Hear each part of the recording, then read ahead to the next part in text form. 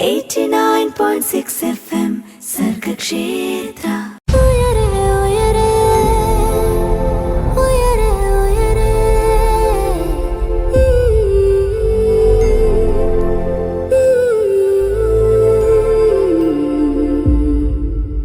Hi hello welcome to Uyare. പറന്നുയരാൻ കൊതിക്കുന്നവർക്ക് ചിറകായി ഉയരെ. കൂടെ എത്തിയിട്ടുള്ളത് അന്നയാണ്.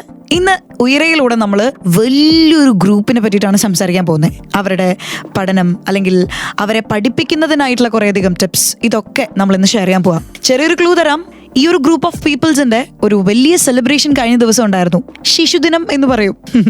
നമ്മൾ ഇന്ന് ഉയരയിലൂടെ ഫോക്കസ് ചെയ്യാനായിട്ട് പോകുന്നത് LP സ്കൂൾ സ്റ്റുഡൻസിന്റെ വിദ്യാഭ്യാസത്തെ പറ്റി, അല്ലെങ്കിൽ അവർക്ക് നൽകാനുള്ള കുറേയധികം ടിപ്സുകളെ പറ്റി, അവരെ പഠിപ്പിക്കാനുള്ള കാര്യങ്ങളെ പറ്റി, അല്ലെങ്കിൽ LP സ്റ്റുഡൻസിന്റെ പാരന്റ്സിന് അറിയാനുള്ള കുറേയധികം കാര്യങ്ങൾ, ഇതൊക്കെ നമ്മൾ ഇന്ന് ഉയരയിലൂടെ കേൾക്കും, അറിയും, മനസ്സിലാക്കും.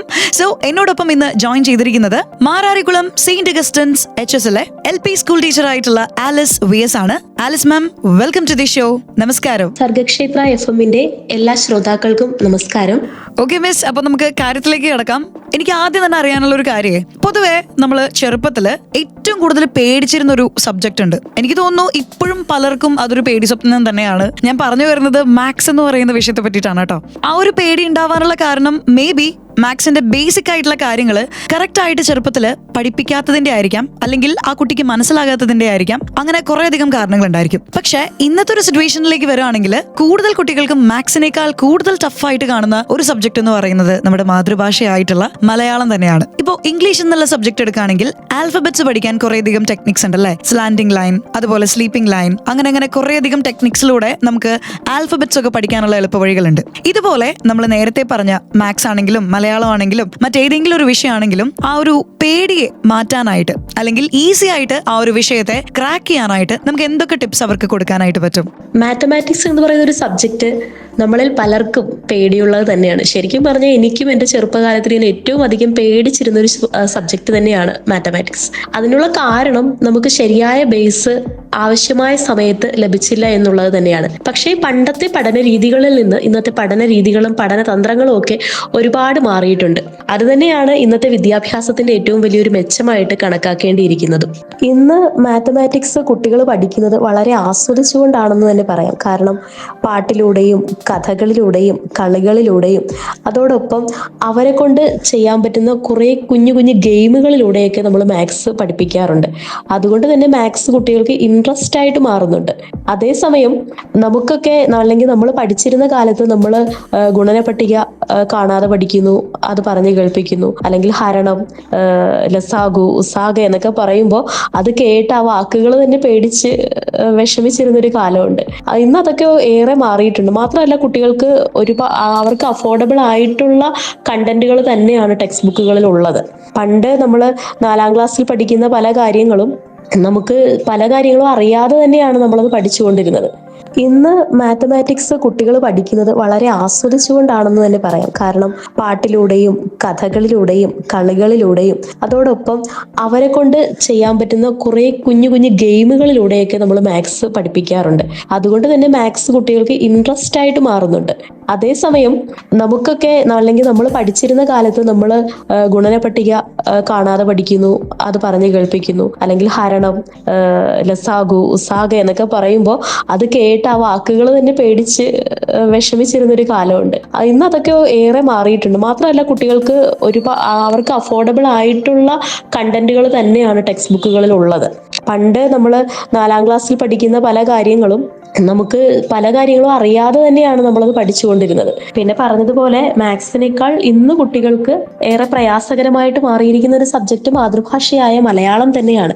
മലയാളികളായ നമുക്ക് മലയാളം പഠിക്കാൻ വളരെ പ്രയാസമായി മാറിക്കൊണ്ടിരിക്കുന്നത്. അതിന്റെ പ്രധാനപ്പെട്ട ഒരു കാരണം ഇംഗ്ലീഷ് വിദ്യാഭ്യാസത്തിന് ഏറെ പ്രാധാന്യം കൊടുക്കുന്നു എന്നതുകൊണ്ട് തന്നെയാണ്. നമുക്ക് നമ്മുടെ ടെക്സ്റ്റ് ബുക്കുകളിൽ നിന്ന് കുറച്ച് നാൾ മുമ്പ്, ഈ വർഷം വീണ്ടും ടെക്സ്റ്റ് ബുക്കുകളിലേക്ക് അക്ഷരമാല അക്ഷരമാലയൊക്കെ ഉൾപ്പെടുത്തിയിട്ടുണ്ടായിരുന്നു. അക്ഷരമാല എടുത്തു മാറ്റിയ ഒരു സമയം ഉണ്ടായിരുന്നു. അത് മാതാപിതാക്കളിൽ നിന്നും അല്ലെങ്കിൽ സമൂഹത്തിൽ നിന്നും ഒക്കെ അക്ഷരമാല എടുത്തു മാറ്റിയതിനെ കുറിച്ച് വിമർശനങ്ങൾ ഉയർന്നതിന്റെ പേരിലാണ് വീണ്ടും ടെക്സ്റ്റ് ബുക്കുകളിലേക്ക് ഈ ഒരു അക്ഷരമാലയൊക്കെ ഉൾപ്പെടുത്തിയിരിക്കുന്നത്. അത് വളരെ നല്ലതാണ്. കാരണം ഏതെങ്കിലും ഒരു അക്ഷരം എപ്പോഴാണ് ഒരു കുട്ടിക്ക് മനസ്സിൽ നിന്ന് മാഞ്ഞു പോകുന്നതെന്ന് നമുക്ക് അറിയാൻ കഴിയില്ല. അപ്പോൾ എന്തെങ്കിലും ഒരു ഡൗട്ട് തോന്നിയാൽ ഉടനെ തന്നെ ടെക്സ്റ്റ് ബുക്ക് മറിച്ച് നോക്കുമ്പോൾ ആ ടെക്സ്റ്റ് ബുക്കിൽ നിന്ന് അത് മനസ്സിലാക്കാനായിട്ട് കഴിയും. പണ്ട് മലയാളം പഠിച്ചിരുന്നത് ആദ്യം നമ്മൾ ലെറ്റേഴ്സ് പഠിക്കുന്നു, പിന്നീട് വേർഡ്സിലേക്കും അത് കഴിഞ്ഞ് സെന്റൻസിലേക്കും പോകുന്ന ഒരു പാറ്റേണിലായിരുന്നു മലയാളം നമ്മൾ പഠിച്ചുകൊണ്ടിരുന്നത് ചെറിയ ക്ലാസ്സുകളിലൊക്കെ.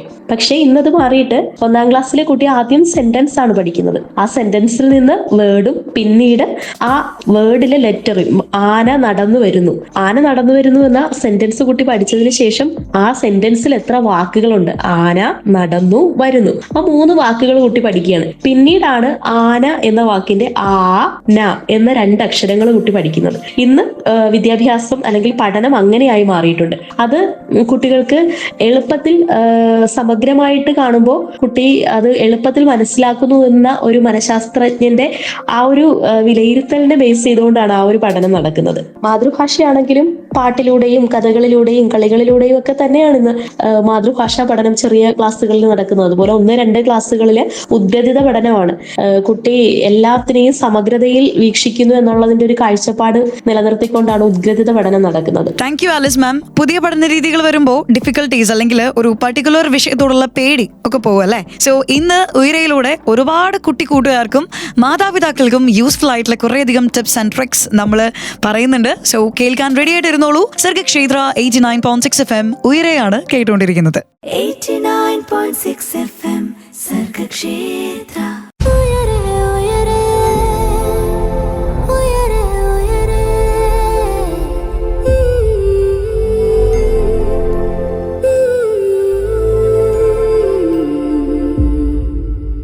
Welcome back to Uyare. പറന്നുയരാൻ കൊതിക്കുന്നവർക്ക് ചിറകായി ഉയരെ. ഇന്ന് LP സ്കൂൾ കുട്ടികൾക്കുള്ള വലിയൊരു ക്ലാസ് ആണ് ഉയരയിലൂടെ നമ്മൾ എടുത്തുകൊണ്ടിരിക്കുന്നത്. അതുകൊണ്ട് തന്നെ അവരുടെ പാരന്റ്സും കുറച്ചധികം ഫോക്കസ് ഇന്ന് ഉയരയിൽ കൊടുക്കണം കേട്ടോ. ഇന്ന് നമ്മോടൊപ്പം ഉയരയിൽ ജോയിൻ ചെയ്തിരിക്കുന്നത് മാരാരിക്കുളം സെയിന്റ് അഗസ്റ്റിൻ HSലെ LP സ്കൂൾ അധ്യാപികയായിട്ടുള്ള ആലിസ് മിസ് ആണ്. മിസ്, നമ്മൾ കുറച്ചു മുൻപ് കുട്ടികൾക്ക് ബുദ്ധിമുട്ടുള്ള സബ്ജക്റ്റുകളെ എങ്ങനെ ഈസി ആയിട്ട് ക്രാക്ക് ചെയ്യാം, എങ്ങനെ ആ സബ്ജക്റ്റുകളെ ഈസി ആയിട്ട് ഫേസ് ചെയ്യാം എന്നുള്ളതൊക്കെ സംസാരിച്ചു. ഇനി തുടർന്ന് നമ്മൾ സംസാരിക്കുകയാണെങ്കിൽ ഇപ്പോൾ നമ്മൾ നേരത്തെ പറഞ്ഞല്ലോ നമ്മൾ മെയിൻലി ഫോക്കസ് ചെയ്യുന്നത് LP സ്കൂൾ കുട്ടികളെയാണെന്ന്. അപ്പോൾ ഈ ഒരു പ്രായത്തിലുള്ള കുട്ടികൾക്ക് നിർബന്ധമായിട്ടും പാരന്റ്സ് പഠിപ്പിച്ചിരിക്കേണ്ട അല്ലെങ്കിൽ ശീലിപ്പിക്കേണ്ട ഹാബിറ്റ്സുകൾ എന്തൊക്കെയാണ്? ബേസിക് ആയിട്ട് 4ാം ക്ലാസ് വരെയുള്ള കുട്ടികൾ അറിഞ്ഞിരിക്കേണ്ട കാര്യങ്ങൾ എന്തൊക്കെയാണ്? 1ാം ക്ലാസ് മുതൽ 4ാം ക്ലാസ് വരെയുള്ള കുട്ടികൾ എന്ന് പറയുമ്പോൾ അവരില് ശീലങ്ങൾ ഡെവലപ്പ് ചെയ്യുന്ന ഒരു സമയം കൂടെയാണിത്.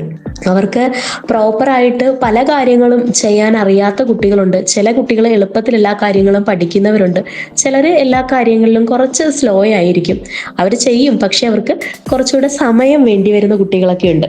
അപ്പോൾ നമ്മൾ പ്രാഥമിക കാര്യങ്ങൾ നിർവഹിക്കാൻ തന്നെയാണ് കുട്ടികളെ ആദ്യം പഠിപ്പിക്കേണ്ടത്. പാരൻസ് അവരുടെ ബേസിക് നീഡ്സ് അവർ തന്നെ കൈകാര്യം ചെയ്യാനുള്ള തരത്തിലേക്ക് അവർക്കൊരു പരിശീലനം കൊടുക്കുക എന്നുള്ളതാണ്. അതിപ്പോ ചുമയ്ക്കുമ്പോഴും തുമ്മുമ്പോഴും ഒക്കെ വായും മൂക്കും ഒക്കെ അടച്ചു പിടിച്ച് തുമ്മണം, അല്ലെങ്കിൽ ഒരു കർച്ചീഫ് ഉപയോഗിക്കണമെന്നും ഭക്ഷണത്തിന് മുൻപും പിൻപും കൈയും വായും ഒക്കെ കഴുകണമെന്നും ഡെയിലി കുളിക്കുക, അതുപോലെ രാവിലെയും രാത്രിയും ബ്രഷ് ചെയ്യണം, വസ്ത്രങ്ങൾ വൃത്തിയുള്ളത് ധരിപ്പിക്കുക, ഇതൊക്കെ കുട്ടികൾക്ക് ചെയ്തു കൊടുക്കുക എന്നുള്ളതിനുപരി അവർ അത് ശീലിക്കാനായിട്ട് പരിശീലിപ്പിക്കുക എന്നാണ്. അതുപോലെ തന്നെ തുറന്നിരിക്കുന്ന ഭക്ഷണ സാധനങ്ങളൊക്കെ കുട്ടികൾ കഴിക്കേണ്ടതാണോ കഴിക്കേണ്ടാത്തതാണോ എന്നൊന്നും അവർക്ക് അറിയില്ല. അവര് എവിടെ എന്ത് ഭക്ഷണ സാധനം ഇരുന്നാലും അത് എടുത്ത് കഴിക്കാനായിട്ട് വില്ലിങ് ആകുന്നവരാണ്. അപ്പോൾ അങ്ങനെ ചെയ്യാൻ പാടില്ലെന്ന് കുട്ടികൾ പഠിക്കേണ്ടത് ടീച്ചേഴ്സിന്റെ അടുത്തുനിന്നും പാരന്റ്സിന്റെ അടുത്തുനിന്നുമാണ്. സ്കൂളിൽ നിന്ന് അവർ കുറെ കാര്യങ്ങൾ പഠിക്കുന്നുണ്ട്. അപ്പോൾ അത് പഠിക്കാനുള്ളൊരു ഇടം കൂടിയാണ് സ്കൂൾ എന്ന് പറയുന്നത്. പിന്നെ നമുക്ക് പറയാനുള്ള മറ്റൊരു കാര്യം, ഈ ഹാൻഡ് വാഷ് ഡേ ഒക്കെ വരുമ്പോൾ നമ്മൾ അത് നന്നായിട്ട് സ്കൂളുകളിൽ ആചരിക്കാറുണ്ട്. അപ്പൊ അതുകൊണ്ട് അതിന്റെയൊക്കെ പ്രാധാന്യം ഇന്നത്തെ കുട്ടികൾ പഠിക്കുന്നുണ്ട്. പിന്നെ ഈ ചെറിയ ക്ലാസ്സിലെ കുട്ടികളാകുമ്പോൾ അവർക്ക് ആദ്യമായിട്ട് ഇപ്പൊ 1ലെയും 2ലേക്ക് കുട്ടികൾക്ക് അതൊക്കെ ഒന്ന് ശീലമായിട്ട് വരാനായിട്ട് കുറച്ച് സമയം എടുക്കും. പിന്നെ അസുഖങ്ങൾ വരുമ്പോൾ കുട്ടികൾ ഏറ്റവും അധികം സങ്കടപ്പെട്ടു പോകുന്നത് ആ സമയങ്ങളിൽ. പലപ്പോഴും പാരന്റ്സ് കുട്ടികൾക്ക് അസുഖങ്ങൾ വരുമ്പോൾ അതിനെ വേണ്ടത്ര ശ്രദ്ധിക്കാതെ വരുന്ന സിറ്റുവേഷൻസ് ഉണ്ട്. ചിലപ്പോൾ അവരുടെ ക്ഷീണം കൊണ്ടോ അല്ലെങ്കിൽ അവരുടെ ജോലി തിരക്ക് കൊണ്ടോ അവര് വേണ്ടത്ര കെയർ പലപ്പോഴും അസുഖം ഉള്ള കുഞ്ഞിന്റെ അടുത്ത് കാണിക്കാറില്ല. അങ്ങനെ വരുമ്പോൾ കുഞ്ഞിന് അത് കൂടുതൽ ഒരു മാനസികമായ വിഷമത്തിലേക്ക് കൂടെ നയിക്കുന്ന സന്ദർഭങ്ങളുണ്ട്. പ്രധാനപ്പെട്ട ഒരു കാര്യമെന്ന് പറയുന്നത് സെക്സ് എഡ്യൂക്കേഷൻ ഇന്ന് എല്ലാവർക്കും പരിചിതമായ ഒരു കാര്യം തന്നെയാണ്. സ്കൂളുകളിൽ അത് നടക്കുന്നുണ്ട്. പാരന്റ്സ് ഏറെക്കുറെ അവെയർ ആണ്. എങ്കിൽ പോലും ചിലരെങ്കിലും ഇതിനെക്കുറിച്ചൊന്നും അറിയാത്തവരും ഈ കാലഘട്ടത്തിലും ഉണ്ടെന്നുള്ളത് തന്നെയാണ് സത്യം. പിന്നെ കുട്ടികളോട് എപ്പോഴും നമുക്ക് തുറന്ന ഒരു സംസാരം ഉണ്ടാവുകയാണെങ്കിൽ ഏതൊരു കാര്യവും തുറന്നു പറയാനായിട്ട് അവർ തയ്യാറാകുന്ന തരത്തിലുള്ള ഒരു ബന്ധം അധ്യാപികയാണെങ്കിലും പാരന്റ്സ് ആണെങ്കിലും ഉണ്ടാക്കിയെടുക്കുക എന്നുള്ളത് വളരെ പ്രധാനപ്പെട്ട ഒരു കാര്യം തന്നെയാണ്. പിന്നെ സോഷ്യൽ മീഡിയയിലൂടെ ഗുഡ് ടച്ച് എന്താണ്, ബാഡ് ടച്ച് എന്താണെന്നൊക്കെ വീഡിയോസ് ഒക്കെ കണ്ടിട്ടാണെങ്കിലും കുട്ടികൾക്ക് അത് മനസ്സിലാക്കാനായിട്ട് സാധിക്കുന്നുണ്ട്. ഇപ്പൊ സ്കൂളുകളിലാണെങ്കിലും ICT ഒക്കെ കാര്യമായിട്ട് ഉപയോഗിക്കുന്നത് കൊണ്ട് പല കാര്യങ്ങളും നമുക്ക് വീഡിയോസിലൂടെ കുട്ടികളെ ബോധ്യപ്പെടുത്താനായിട്ട് കഴിയാറുണ്ട്. പണ്ട് നമ്മൾ പാഠപുസ്തകങ്ങളിൽ മാത്രം വായിച്ചു പഠിച്ചിരുന്ന പല കാര്യങ്ങളും ഇന്ന് വിഷ്വൽ മീഡിയയുടെ സഹായത്തോടെ കുട്ടികൾക്ക് മനസ്സിൽ തങ്ങി നിൽക്കുന്ന തരത്തിലേക്ക് കൊണ്ടുവരാനായിട്ട് ഇന്നത്തെ വിദ്യാഭ്യാസത്തിന് കഴിയുന്നുണ്ടെന്നുള്ളത് ഒരു വലിയ മേന്മയായിട്ട് തന്നെ പറയാം. കുട്ടികൾക്ക് ഇമിറ്റേറ്റിംഗ് പവർ കൂടുതലാണ്. അതുകൊണ്ട് തന്നെ നമ്മുടെ വീടുകളിൽ എന്തൊക്കെ നടക്കുന്നു അല്ലെങ്കിൽ എങ്ങനെയാണ് നമ്മുടെ വീട്ടിലെ പാരന്റ്സ് അവരോട് റെസ്പോണ്ട് ചെയ്യുന്നത് അതിനൊക്കെ അനുസരിച്ച് തന്നെയാണ് അവരുടെ സ്വഭാവത്തിലും അവരുടെ ശീലങ്ങളിലും ഒക്കെ അത് പ്രതിഫലിക്കും. അപ്പോൾ വീട്ടിൽ നമ്മൾ എങ്ങനെയാണോ പെരുമാറേണ്ടത് എന്ന് നമ്മൾ ആദ്യം പഠിക്കുക എന്നുള്ളതാണ്. നമ്മൾ പഠിക്കുന്നത് നമ്മൾ ചെയ്യുന്നതൊക്കെ തന്നെയാണ് കുട്ടികൾ സ്കൂളിൽ വന്നാണെങ്കിലും അവരുടെ പിയർ ഗ്രൂപ്പിന്റെ കൂടെ ആണെങ്കിലും ഒക്കെ അവർ അത് തന്നെയാണ് കാണിക്കുന്നത്. വളരെ ശരിയാണ് കേട്ടോ. സോ കുട്ടികളുടെ ശീലങ്ങൾ ബിൽഡ് ചെയ്യുന്നതിൽ പാരന്റ്സിന് അല്ലെങ്കിൽ സിബ്ലിങ്സിനും ഒരു എൻവയോൺമെന്റിനും വലിയൊരു റെസ്പോൺസിബിലിറ്റി ഉണ്ട്. മാം പറഞ്ഞ പോലെ തന്നെ സ്കൂളിലേക്ക് വിടുന്ന പ്രായമാകുമ്പോൾ ഏറ്റവും ആദ്യം പഠിപ്പിക്കേണ്ടത് ബേസിക് നീഡ്സ് ഏറ്റവും നീറ്റ് ആൻഡ് ക്ലീൻ ആയിട്ട് സ്വയം ചെയ്യാനായിട്ട് പറ്റുന്ന കാര്യമാണ്. പിന്നെ സെക്സ് എഡ്യൂക്കേഷൻ ആണെങ്കിലും വളരെ ഇമ്പോർട്ടന്റ് ആണ്. കുട്ടികൾക്ക് കൃത്യമായിട്ട് ഈ പറഞ്ഞ കാര്യങ്ങളെല്ലാം മനസ്സിലായിട്ടുണ്ടോ എന്നുള്ളത് പാരന്റ്സ് ഉറപ്പുവരുത്തേണ്ടതും അത്യാവശ്യമാണ്. സോ കേട്ടുകൊണ്ടേയിരിക്കൂ. ഇനിയും കൂടുതൽ കാര്യങ്ങൾ നമ്മൾ ഇന്നത്തെ ഉയരയിലൂടെ അറിയും, കേൾക്കും, മനസ്സിലാക്കും. നമ്മോടൊപ്പം ഇന്ന് ജോയിൻ ചെയ്തിരിക്കുന്നത് മാരാരിക്കുളം സെയിന്റ് അഗസ്റ്റൻസ് HSലെ LP സ്കൂൾ അധ്യാപികയായിട്ടുള്ള ആലിസ് മിസ് ആണ്. 89.6 FM സർഗക്ഷേത്ര.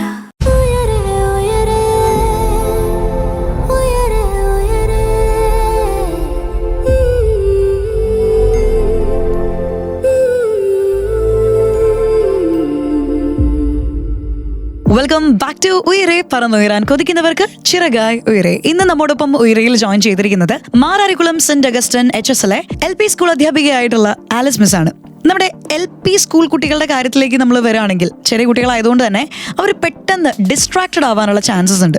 സോ പഠിത്തത്തിന്റെ കാര്യത്തിലേക്ക് വരുമ്പോൾ ഫോക്കസ് കിട്ടാൻ വേണ്ടി നമ്മൾ കുറച്ചധികം, പ്രത്യേകിച്ച് ടീച്ചേഴ്സ് കുറച്ചധികം സ്ട്രെയിൻ എടുക്കേണ്ടി വരും. വേറൊന്നുമല്ല, ഏതെങ്കിലും തരത്തിലുള്ള ആക്ടിവിറ്റീസ് ചെയ്ത് അവരെ എൻഗേജ്ഡ് ആക്കി അവരുടെ മൈൻഡൊക്കെ ഒന്ന് സെറ്റാക്കിയതിന് ശേഷം മാത്രമേ അവരുടെ ഒരു കോൺസെൻട്രേഷൻ നമുക്ക് തിരിച്ച് പിടിച്ച് വാങ്ങാനായിട്ട് പറ്റുള്ളൂ. സോ ഇത്തരത്തിൽ എന്തെങ്കിലും ആക്ടിവിറ്റീസ് നമുക്ക് ചെയ്യാനായിട്ട് പറ്റുമോ? അങ്ങനെ എന്തെങ്കിലും ചെയ്യാറുണ്ടോ മിസ് ക്ലാസ്സിൽ?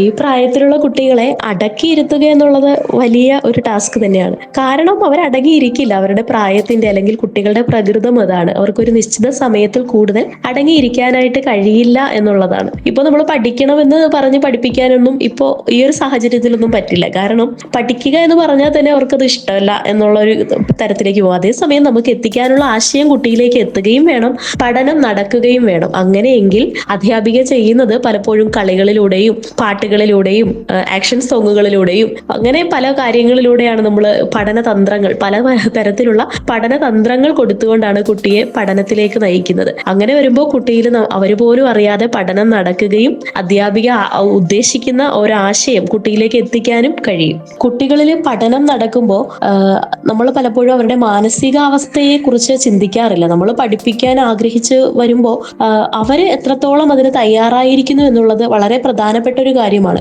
ചിലപ്പോൾ നമ്മൾ പഠിക്കാമെന്ന് പറഞ്ഞ് ക്ലാസ് തുടങ്ങുന്ന ഒരു സമയത്ത് തന്നെ പലപ്പോഴും കുട്ടികൾ ഡിസ്റ്റർബ് ആകാറുണ്ട്, അല്ലെങ്കിൽ അവർക്ക് പഠിക്കാൻ താല്പര്യമില്ല. പക്ഷേ ആ താല്പര്യമില്ലായ്മ വരുന്ന സമയത്ത് തന്നെ അധ്യാപിക പറയും പലപ്പോഴും നമുക്കൊരു പാട്ട് പാടിയാലോ എന്ന് പറയുമ്പോൾ അവിടെ ഇരിക്കുന്ന എല്ലാ കുട്ടികളും വളരെ ആക്റ്റീവ് ആയിരിക്കും. അല്ലെങ്കിൽ ഒരു ആക്ഷൻ സോങ് ചെയ്യാന്ന് പറഞ്ഞാൽ വളരെ ഇൻട്രസ്റ്റോടെ ചാടി ബഹളം വെച്ചുകൊണ്ടാണ് മുന്നോട്ട് വരുന്നത്. അപ്പോൾ ആ ഇൻട്രസ്റ്റ് കളയാതെ അവർക്ക് ആക്ഷൻ സോങ് കൊടുക്കും. പതുക്കെ പതുക്കെ ആ ഒരു കോൺസെപ്റ്റ് അവരിലേക്ക് എത്തിക്കാനായിട്ട് അതുവഴി നമുക്ക് കഴിയും. പണ്ടൊക്കെ നമുക്കറിയാം, കുട്ടികൾക്ക് അക്ഷരം എഴുതി തുടങ്ങുന്ന ഒരു സമയത്ത് തന്നെ മുതിർന്നവരെ അവരുടെ കൈ പിടിച്ചിരുത്തി റാ അല്ലെങ്കിൽ ആ അല്ലെങ്കിൽ ഹ എന്നൊക്കെ പറഞ്ഞിട്ട് എഴുതിപ്പിക്കാം. പക്ഷേ അത് ശരിക്കും പറഞ്ഞാൽ അത് അവരെ കൊണ്ട് ഉൾക്കൊള്ളാൻ കഴിയാത്തൊരു കാര്യമാണ്. കുട്ടിയുടെ ശാരീരികമായ വികാസങ്ങൾ കൂടെ നടക്കുന്ന ഒരു സമയമാണ്. സ്ഥൂലപേശി ചലനവും സൂക്ഷ്മപേശി ചലനവും ഉണ്ട്. കുട്ടിയുടെ സൂക്ഷ്മപേശികൾ നമ്മുടെ ഒരു വിരലിലേക്ക് നമ്മുടെ പേനയോ അല്ലെങ്കിൽ പെൻസിലോ ക്രയോൺസോ ഒക്കെ പിടിക്കാനായിട്ട് കുട്ടി ആദ്യം പഠിക്കാത്തതിന്റെ കാരണം, അപ്പോൾ നമ്മൾ ശ്രദ്ധിച്ചാൽ മതി, ചെറിയ കുട്ടികൾ എന്തെങ്കിലും സാധനങ്ങൾ എടുക്കുമ്പോൾ നമ്മുടെ ഈ 2 വിരൽ വെച്ച് എടുക്കാനായിട്ട് അവർക്ക് സാധിക്കില്ല. അവര് വലിയ അവരുടെ ഫുൾ വിരൽ അല്ലെങ്കിൽ 5 വിരലുകൾ ഉപയോഗിച്ചുകൊണ്ടാണ് എടുക്കുന്നത്, അല്ലെങ്കിൽ 2 കൈയും കൊണ്ടാണ് അത് പൊക്കിയെടുക്കാനായിട്ട് ശ്രമിക്കുന്നത്. അവർക്ക് ആ ഒരു സ്ഥൂലപേശി ചലനം ആ സമയത്ത് കുറവായതുകൊണ്ടാണ്. അപ്പോൾ കുറെ കഴിയുമ്പോൾ അല്ലെങ്കിൽ അവരുടെ ഏജ് കൂടുന്നതനുസരിച്ച് സ്ഥൂലപേശികൾ വികസിക്കും. അപ്പോഴാണ് അവർ ക്രയോൺസ് ആണെങ്കിലും പെൻസിലാണെങ്കിലും ഒക്കെ പിടിച്ച് കൈ അതിന് വഴങ്ങി വരുന്നത്. ഇപ്പോൾ ഒരു റൗണ്ട് വരച്ചു കൊടുത്താൽ കുട്ടി ആ റൗണ്ടിൽ കൂടെ തന്നെ വരയ്ക്കണമെന്നില്ല. പക്ഷേ നമുക്ക് കുട്ടിയുടെ കയ്യിലേക്ക് പെൻസിൽ കൊടുക്കാം. അവൻ എങ്ങനെയാണോ ചിലപ്പോൾ എല്ലാ വിരലുകളും കൂടി ഇറുക്കിയൊക്കെ ആയിരിക്കും ആദ്യം തന്നെ പെൻസിലൊക്കെ പിടിക്കുന്നത്. പക്ഷെ അങ്ങനെ പിടിച്ചാണെങ്കിലും ആ പെൻസിൽ കൊണ്ട് അവൻ വരയ്ക്കാൻ ശ്രമിക്കുമ്പോൾ അങ്ങനെ തന്നെ അവൻ വരയ്ക്കാനായിട്ട് നമ്മൾ അനുവദിക്കുക എന്നുള്ളതാണ്. നമ്മൾ നിർബന്ധിച്ച് അവൻ്റെ ആ 3 വിരലൂടെ പിടിപ്പിച്ച് പെൻസിലൊക്കെ കൈവേദനിപ്പിച്ച് അങ്ങനെയൊന്നും എഴുതുന്ന ഒരു കാലഘട്ടമൊക്കെ മാറിപ്പോയി. അതിനെക്കുറിച്ചൊക്കെ ആളുകൾ ഇന്ന് അവെയർ ആണ്. അതുകൊണ്ട് കുട്ടികൾ എഴുതാൻ തുടങ്ങുന്ന സമയത്തൊക്കെ ഉള്ളവരാണെങ്കിൽ ഈ ഒരു കാര്യങ്ങളൊക്കെ നമ്മൾ മനസ്സിലാക്കുക എന്നുള്ളതാണ് ഏറ്റവും പ്രധാനം. നമ്മൾ കുട്ടികളെ മനസ്സിലാക്കുക, അതാണ് ഏറ്റവും പ്രധാനം. കുട്ടികൾ 1ലെയും 2ലെയും കുട്ടികൾക്കൊക്കെ ആണെങ്കിലും ക്രയോൺസ് നമ്മൾ ചുമ്മാ കയ്യിലേക്ക് കൊടുക്കാറുണ്ട്, പേപ്പറുമായിട്ടോ അല്ലെങ്കിൽ ബുക്സിലോ ഒക്കെ. അവര് ക്രയോൺസ് കൊണ്ട് അവർക്ക് പറ്റുന്ന പോലെ ഈ ക്രയോൺസ് ഇട്ട് വരച്ച് വരച്ച് വരച്ച് വരുമ്പോൾ അവരുടെ പേശികൾ വികസിക്കുകയും അങ്ങനെ പിന്നീട് അവര് പെൻസിലുകൾ നന്നായിട്ട് പിടിക്കാനും അക്ഷരങ്ങൾ എഴുതാനും ഒക്കെ അവർ പഠിക്കുകയാണ് ചെയ്യുന്നത്. അതുകൊണ്ടാണ് നേരത്തെ എന്നെ ചോദിച്ചതുപോലെ സ്ലാൻഡിങ് ലൈൻസ് ആണെങ്കിലും സ്ലീപ്പിംഗ് ലൈൻസ് ആണെങ്കിലും ഒക്കെ ലെറ്റേഴ്സ് പഠിക്കുമ്പോൾ ആദ്യം അതൊക്കെ വരയ്ക്കാൻ കൊടുക്കുന്നതിന്റെ കാരണം അതാണ്. ആദ്യം തന്നെ കുട്ടി എ എന്ന് പറയുന്ന ഒരു ലെറ്റർ പഠിക്കുന്നതിന് മുമ്പ് ആ ഒരു ലൈൻ വരയ്ക്കാനായിട്ട് അല്ലെങ്കിൽ ഒരു പോയിന്റിൽ നിന്ന് അടുത്ത പോയിന്റിലേക്ക് അത് എത്തിക്കാനായിട്ട് അവന് കഴിയണം. അതിനുള്ള ഡെവലപ്മെന്റ് ആണ്, അതിനുള്ള ഒരു കോച്ചിങ് ആണ് നമ്മൾ ആദ്യം അവന് കൊടുക്കേണ്ടത്. പിന്നെ നമ്മൾ നേരത്തെ പറഞ്ഞതുപോലെ തുടരെ പഠനം ആണ് അല്ലെങ്കിൽ പഠനത്തിന്റെ രീതിയാണെന്ന് കരുതി ആക്ഷൻ സോങ്ങുകൾ തന്നെ തുടരെ കൊടുത്തുകൊണ്ടിരുന്ന അവർക്ക് അതും ബോറടിക്കും. അല്ലെങ്കിൽ കഥകൾ തന്നെയാണെങ്കിലും തുടർച്ചയായിട്ട് അവർ അതും കേൾക്കാൻ തയ്യാറാവില്ല. അവർക്ക് ആക്ടിവിറ്റീസ് ഇങ്ങനെ മാറി മാറി ഗെയിമുകളായിട്ടും കഥകളായിട്ടും അധ്യാപിക അവരുടെ ഒപ്പം കളിക്കണം. ഓടാനും ചാടാനും അവരുടെ ഒപ്പം നിന്ന് അവരിൽ ഒരാളായിട്ട് മാറി അധ്യാപിക പഠിപ്പിക്കുമ്പോൾ ആ ക്ലാസ് വളരെ മനോഹരമായിട്ട് തന്നെ മാറുന്നത് നമുക്ക് കാണാൻ കഴിയും. പ്രത്യേകിച്ച് ഞാൻ പറഞ്ഞു 1-2 ക്ലാസ്സിലെ കുട്ടികളെന്ന് പറഞ്ഞാൽ അവര് അമ്മയുടെ മടിത്തട്ടിൽ നിന്ന് അല്ലെങ്കിൽ അംഗൻവാടികളിൽ നിന്നൊക്കെ പെട്ടെന്ന് വന്ന് ഒരു സ്കൂളിന്റെ അന്തരീക്ഷത്തിലേക്ക് വരുമ്പോൾ അവർക്ക് പല കാര്യങ്ങളും ആ ഒരു സ്കൂളിന്റെ രീതിയിലേക്ക് വരാനൊക്കെ ഒരുപാട് താമസിക്കും. അപ്പൊ അത് 1-2 ക്ലാസ്സുകളിലെ ടീച്ചേഴ്സ് മനസ്സിലാക്കുക എന്നുള്ളത്. പക്ഷെ 3-ാം ക്ലാസ്സിലേക്ക് വരുമ്പോൾ അതിൽ നിന്ന് ചെറിയ ചെറിയ മാറ്റങ്ങൾ ഉണ്ടാകുകയും അവര് ഒരു വിദ്യാർത്ഥി എന്ന നിലയിലേക്ക് വളരാൻ തുടങ്ങുകയും ചെയ്യുന്ന ഒരു സമയം കൂടിയാണത്. അപ്പോൾ നമുക്ക് ആ സമയത്ത് അവരിൽ പല മാറ്റങ്ങളും, യൂണിഫോമിലെ കൃത്യത അല്ലെങ്കിൽ പല കാര്യങ്ങളും ചെയ്യുന്നതിലെ കൃത്യതയൊക്കെ നമുക്ക് 3-ാം ക്ലാസ്സിലേക്ക് എത്തുമ്പോൾ കാണാൻ കഴിയും. 4ലേക്ക് പോകുമ്പോൾ അവർ കുറച്ചുകൂടെ മാറിയിട്ട് അവർ പല കാര്യങ്ങളും ഒരു പക്ക സ്റ്റുഡന്റ് ആയിട്ട് മാറി എല്ലാ കാര്യങ്ങളിലും ആക്റ്റീവായിട്ട് ഇടപെടുന്നത് കാണാൻ കഴിയും. അതുപോലെ തന്നെ ചില കുട്ടികൾ ക്ലാസ്സിൽ വളരെ ബാക്ക്വേർഡ് എന്ന് പറഞ്ഞുകൂടാന്നാണ് പറയാം, വളരെ ചിലപ്പോൾ ഇച്ചിരി എല്ലാ കാര്യങ്ങളും കുറച്ച് സ്പീഡ് കുറഞ്ഞിട്ട് എല്ലാം പതുക്കെ പതുക്കെ ചെയ്യുന്ന ചില കുട്ടികളുണ്ടാകും. ഏറ്റവും ആക്റ്റീവായിട്ട് എല്ലാത്തിനും ഓടിച്ചാടി വരുന്ന കുട്ടികളുണ്ടാകും. അപ്പോൾ ഇവർ തമ്മിലുള്ള കളികളിലൂടെയാണ് ഇവര് മറ്റൊരാളെ കണ്ട് ചില ശീലങ്ങളൊക്കെ അവരിൽ നിന്ന് പഠിക്കാറുണ്ട്. അവര് നല്ലത് ചെയ്യുമ്പോൾ അല്ലെങ്കിൽ ടീച്ചേഴ്സ് ആണെങ്കിലും ഫ്രണ്ട്സ് ആണെങ്കിലും അവർ ചെയ്യുന്ന നല്ല കാര്യങ്ങൾ പറയുമ്പോൾ ഇതൊക്കെ കേട്ടിട്ട് എനിക്കും അങ്ങനെ ആകണോ അല്ലെങ്കിൽ ഞാനും അതുപോലെ ചെയ്താലോ എന്ന് കരുതി അവരെ അനുകരിക്കുന്ന കുട്ടികളെയൊക്കെ നമുക്ക് ക്ലാസ്സിൽ കാണാൻ കഴിയും. പിന്നെ പണ്ടൊക്കെ 1-ാം ക്ലാസ്സിലും അല്ലെങ്കിൽ നമ്മളൊക്കെ പഠിച്ചിരുന്ന സമയത്തെന്ന് പറഞ്ഞാൽ 1ലെയും 2ലെയും കുട്ടികളെയൊക്കെ ടീച്ചർ വടിയുമായിട്ട് നിന്ന് ചുണ്ടൊക്കെ ഇങ്ങനെ പൊത്തിപ്പിടിപ്പിച്ച് കൈയൊക്കെ കെട്ടി അങ്ങനെയൊക്കെ ഇരുത്തിയിരുന്നൊരു കാലം ഉണ്ടായിരുന്നു. ഇന്ന് ടീച്ചറിന്റെ മേശയ്ക്ക് ചുറ്റും വന്ന് നിന്ന് വീട്ടിലെ വിശേഷങ്ങളും വഴിയിൽ കണ്ട കാഴ്ചകളും ഒക്കെ വാതോരാതെ പറയുന്ന കുഞ്ഞുങ്ങളാണ്. നമ്മളത് കേൾക്കാൻ തയ്യാറാവുക എന്നുള്ളതാണ്. അവർക്ക് ഒരുപാട് പറയാനുണ്ട്. അത് കേൾക്കാനായിട്ട് നമ്മൾ തയ്യാറായി കൊടുത്താൽ മാത്രം മതി. അപ്പോൾ നമ്മൾ അവരെ ഒരുപാട് നിരീക്ഷിക്കുന്നുണ്ട്. നമ്മൾ ചെയ്യുന്ന പല കാര്യങ്ങളും, നമ്മൾ ക്ലാസ്സിലേക്ക് കയറി വരുന്നത് മുതൽ നമ്മൾ അവിടുന്ന് ഇറങ്ങി പോകുന്നത് വരെയുള്ള കാര്യങ്ങൾ, നമ്മൾ ഫുഡ് കഴിക്കുന്നത്, നമ്മൾ എങ്ങോട്ടൊക്കെ മാറുന്നു, അല്ലെങ്കിൽ നമ്മുടെ ഡ്രസ്സിങ്, നമ്മുടെ എന്തൊക്കെ അവർക്ക് ഇടുന്ന കമ്മലുകൾ പോലും ചോദിക്കുന്ന പിള്ളേരുണ്ട്. അപ്പോൾ അവര് നമ്മുടെ മൈന്യൂട്ട് ആയിട്ടുള്ള വളരെ ചെറിയ കാര്യങ്ങൾ പോലും ശ്രദ്ധിക്കുന്ന അതിൽ അത് നമ്മളോടുള്ള ഒരു സ്നേഹം കൂടെയാണ് കേട്ടോ. അവര് വളരെ ഇങ്ങനെ സൂക്ഷ്മമായിട്ടെല്ലാം നിരീക്ഷിച്ചുകൊണ്ടേ ഇരിക്കുന്നവരാണ്. അപ്പോൾ ആ കുട്ടിയുടെ ഒരു നിരീക്ഷണത്തെ നമ്മൾ അവിടെ അതിന് പ്രാധാന്യം കൊടുക്കണം. കുട്ടി എന്തെങ്കിലും പറയുമ്പോൾ അല്ലെങ്കിൽ കണ്ട കാര്യങ്ങൾ പറയുമ്പോൾ അതിനെ അവിടെ വെച്ച് സ്റ്റോപ്പ് ചെയ്യുകയല്ല വേണ്ടത്. അവൻ കണ്ട കാര്യങ്ങളെ നമ്മളും ആകാംക്ഷാപൂർവ്വം അത് ചോദിക്കുമ്പോൾ അവന് വീണ്ടും ഇൻട്രസ്റ്റ് ആണ് എല്ലാ കാര്യങ്ങളും നിരീക്ഷിക്കാനും എല്ലാത്തിനെയും കുറിച്ച് പറയാനും ഒക്കെ. അതൊക്കെ അവന്റെ ഓവറോൾ ഡെവലപ്മെന്റിന് വളരെ സഹായകമായിട്ടുള്ള കാര്യമാണ്. സോ ടീച്ചേഴ്സിനുള്ള ഗ്രേറ്റ് ടിപ്സും നമുക്ക് ഈ ഒരു മൊമെന്റിൽ അറിയാനായിട്ട് പറ്റിയിട്ടുണ്ട്. എല്ലാവരും ഒന്ന് നോട്ട്സ് എഴുതിയെടുത്തോളൂ കേട്ടോ. നമ്മുടെ കുട്ടീസിനോട് പറയുന്ന പോലെ തന്നെ teachers take notes.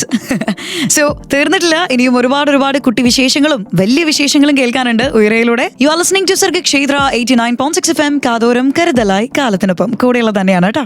89.6 FM Sargakshetra.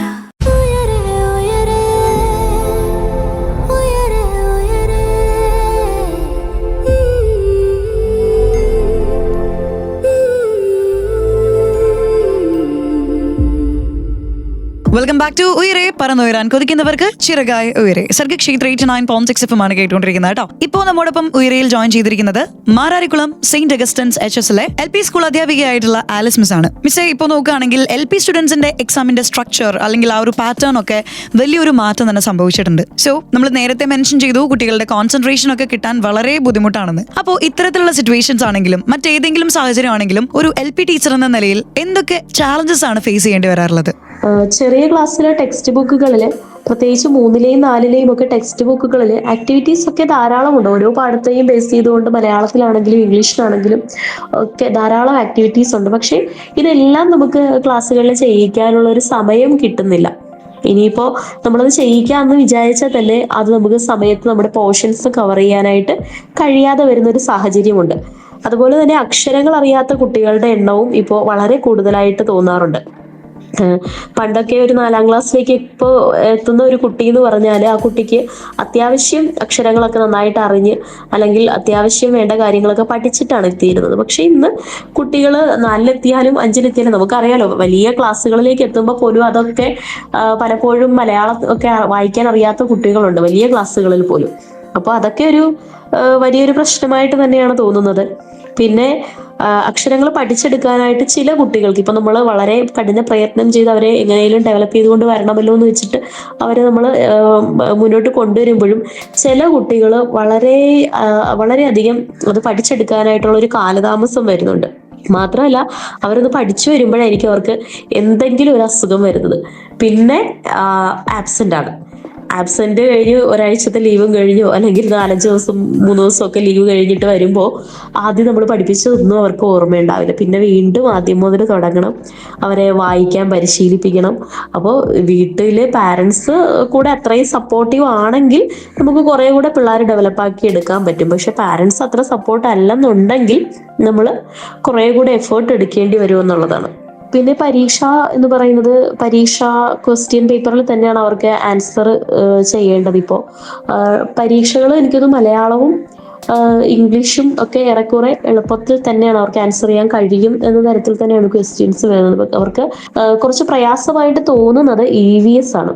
EVSലെ പല വേർഡ്സും അവർക്ക് മനസ്സിലാവാതെ വരുന്നുണ്ട്. അല്ലെങ്കിൽ EVS പഠിക്കാൻ പൊതുവെ ഇച്ചിരി പ്രയാസമാണെന്നുള്ള തരത്തിലാണ് കുട്ടികൾ പറയുന്നത്. അവർ പഠിക്കുന്ന സമയത്തും ക്ലാസ്സിലെ ആക്ടിവിറ്റീസ് ചെയ്യുന്ന സമയത്തൊക്കെ വളരെ ആക്റ്റീവാണ്. പക്ഷെ അവർക്ക് ആ കണ്ടന്റ് ആൻസർ ആയിട്ട് എടുത്ത് എഴുതാനായിട്ട് കഴിയുന്നില്ല. അതവർക്ക് ക്വസ്റ്റ്യൻസ് വായിച്ച് മനസ്സിലാക്കാനായിട്ട് പ്രയാസമാണെന്ന് കരുതിയിട്ട് നമ്മൾ പലപ്പോഴും ക്വസ്റ്റ്യൻസ് ഒക്കെ റീഡ് ചെയ്ത് കൊടുക്കാറുണ്ട്. എങ്കിൽ പോലും അവർക്ക് ആ ഒരു ആൻസർ അവരുടെ ഉള്ളിലുണ്ട്. പക്ഷെ അത് എഴുതാനായിട്ട് അല്ലെങ്കിൽ അത് ഇംഗ്ലീഷിലോട്ട് അല്ലെങ്കിൽ എഴുതാനായിട്ട് അവർക്ക് കഴിയുന്നില്ല എന്നുള്ളതാണ് അതൊരു വലിയ വെല്ലുവിളിയായിട്ട് തോന്നാറുണ്ട്. പിന്നെ സ്കൂളുകളിൽ തന്നെ നമുക്ക് നിരന്തരം കലോത്സവങ്ങൾ വരുന്നു, അതിന്റെ തയ്യാറെടുപ്പുകൾ വേണം, ശിശുദിനം വരുന്നു, അതിന്റെ ആഘോഷങ്ങൾ, അങ്ങനെ നമ്മുടെ കുറെ സമയങ്ങൾ നമുക്ക് ഇങ്ങനെയുള്ള ആഘോഷങ്ങൾക്കും ദിനാചരണങ്ങൾക്കും ഒക്കെ വേണ്ടിയിട്ട് പോകാറുണ്ട്. പിന്നെ നമുക്ക് കുട്ടികൾക്ക് വേണ്ടി ക്വിസ് മത്സരങ്ങൾ സംഘടിപ്പിക്കുന്നു. അങ്ങനെ കുറെ സമയം നമുക്ക് മറ്റു പല ആക്ടിവിറ്റീസും കൊടുക്കുന്നത് കൊണ്ട് നമ്മുടെ സമയം കുറെ അങ്ങനെ പോകുന്നുണ്ട്. ടൈം തന്നെയാണ് മെയിൻ ആയിട്ടുള്ള ഒരു ഫാക്ടർ. ടീച്ചേഴ്സിനെല്ലാം ടൈം കിട്ടട്ടെ അല്ലേ? ഈ ചാലഞ്ചസിനെ എല്ലാം മറികടക്കാനായിട്ട് ടീച്ചേഴ്സിന് എല്ലാവർക്കും സാധിക്കട്ടെ എന്ന് വിഷ് ചെയ്തുകൊണ്ട് നമുക്കൊരു പാട്ടിലേക്ക് പോവാം. പാട്ടിന് ശേഷം നമ്മൾ തിരിച്ചെത്തും ഉയരയിൽ ഒരുപാട് വിശേഷങ്ങളുമായി. കൂടെയുള്ളത് അന്നയാണ്. 89.6 FM സർഗക്ഷേത്ര.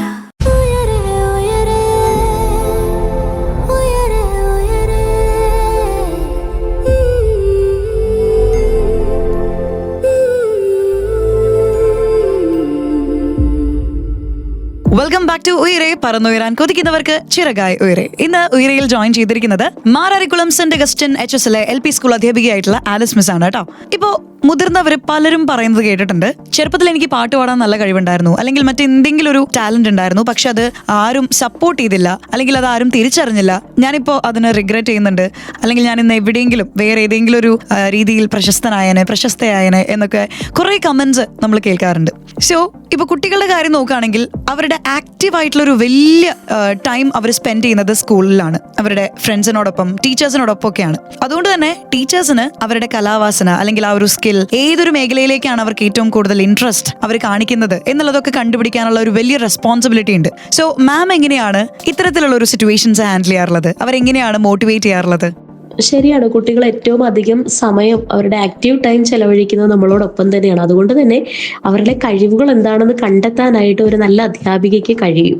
അതിനുവേണ്ടി നമ്മൾ സ്കൂളുകളിൽ പലപ്പോഴും സാധാരണഗതിയിൽ നടക്കുന്നത് ആനിവേഴ്സറികളിലാണ് അവർ പെർഫോം ചെയ്യാറുള്ളത്. അല്ലെങ്കിൽ ശിശുദിനം വരുമ്പോൾ അതിനോടനുബന്ധിച്ച് ഡാൻസ്, പാട്ടുകൾ, ആക്ഷൻ സോങ്ങുകൾ, അങ്ങനെ കുറെ മത്സരങ്ങളൊക്കെ നടത്തി അതിലേക്ക്. പക്ഷേ ഇവിടെ നമുക്ക് കുറെ പേര് എല്ലാത്തിനും ചേരുന്ന കുട്ടികളുണ്ട്. വളരെ ആക്റ്റീവായിട്ട് ഞാൻ അങ്ങനെ ചെയ്യും ഇങ്ങനെ ചെയ്യും എന്നൊക്കെ പറഞ്ഞ് വളരെ ആക്റ്റീവായിട്ട് വന്ന് ചേരുന്ന കുട്ടികളുണ്ട്. ഒരു ബാച്ച് അല്ലെങ്കിൽ ഒരു കൂട്ടം കുട്ടികൾ ഇതിലൊന്നിനും ഇല്ലാത്ത കണക്ക് ഒഴിഞ്ഞു മാറി പോകാറുണ്ട്. പക്ഷേ ഇങ്ങനെയുള്ള കുട്ടികളെയും നമ്മളിപ്പോൾ സ്റ്റേജിലേക്ക് അല്ലെങ്കിൽ മറ്റുള്ളവരുടെ മുന്നിൽ നിന്ന് എന്തെങ്കിലുമൊക്കെ ആക്ടിവിറ്റീസ് ചെയ്യാനായിട്ട് തയ്യാറാക്കി എടുക്കുന്നുണ്ട്. അതിന് നമ്മൾ തയ്യാറാക്കുന്നത് പാഠപുസ്തകങ്ങളിൽ തന്നെ ധാരാളം ആക്ടിവിറ്റീസ് വരുന്നുണ്ട്. അപ്പോൾ നമ്മളിപ്പോൾ ഒരു മലയാളത്തിന്റെ കഥയാണ് പഠിപ്പിക്കുന്നതെങ്കിൽ ആ കഥയെ ബേസ് ചെയ്തുകൊണ്ട് ഇവർക്ക് നാടകം ചെയ്യാനുണ്ട്, അല്ലെങ്കിൽ കഥ പൂർത്തിയാക്കാനുണ്ട്, അല്ലെങ്കിൽ കവിത പൂർത്തിയാക്കാനുണ്ട്. ഇതൊക്കെ നമുക്ക് അവിടെ ആ കുട്ടിയുടെ ടാലന്റ് മനസ്സിലാക്കാൻ കഴിയുന്ന മാർഗങ്ങളാണ്. ഇപ്പോൾ കവിതയുടെ 4 വരി തന്നിട്ട് അടുത്ത 4 വരി നിങ്ങൾ കൂട്ടിച്ചേർക്കൂ എന്ന് പറഞ്ഞിട്ട് തരുമ്പോൾ അത് എല്ലാ കുട്ടികളും അവരവരുടെ ഭാവനയ്ക്കനുസരിച്ച് എഴുതി വെക്കാറുണ്ട്. അപ്പൊ നമുക്ക് അത് നോക്കുമ്പോൾ മനസ്സിലാകും, ചിലപ്പോൾ പഠനത്തിൽ വളരെ മുന്നിൽ നിൽക്കുന്ന ഒരാൾ അത്രയും ഭംഗിയായിട്ട് അത് എഴുതണമെന്നില്ല. അതേസമയം അക്ഷരങ്ങൾ ഒരുപാട് തെറ്റുവരുത്തിയെങ്കിലും നല്ല വാക്കുകൾ ഉപയോഗിച്ചുകൊണ്ട് അല്ലെങ്കിൽ ആ പ്രാസം ഉപയോഗിച്ചുകൊണ്ട് ഭംഗിയായിട്ട് എഴുതിയ കുട്ടികൾ കാണാനായിട്ട് കഴിയും. അതുപോലെ തന്നെ നമ്മൾ നാടകം ഒക്കെ സ്കിറ്റുകളൊക്കെ ചെയ്യിക്കാറുണ്ട് ക്ലാസ്സിൽ.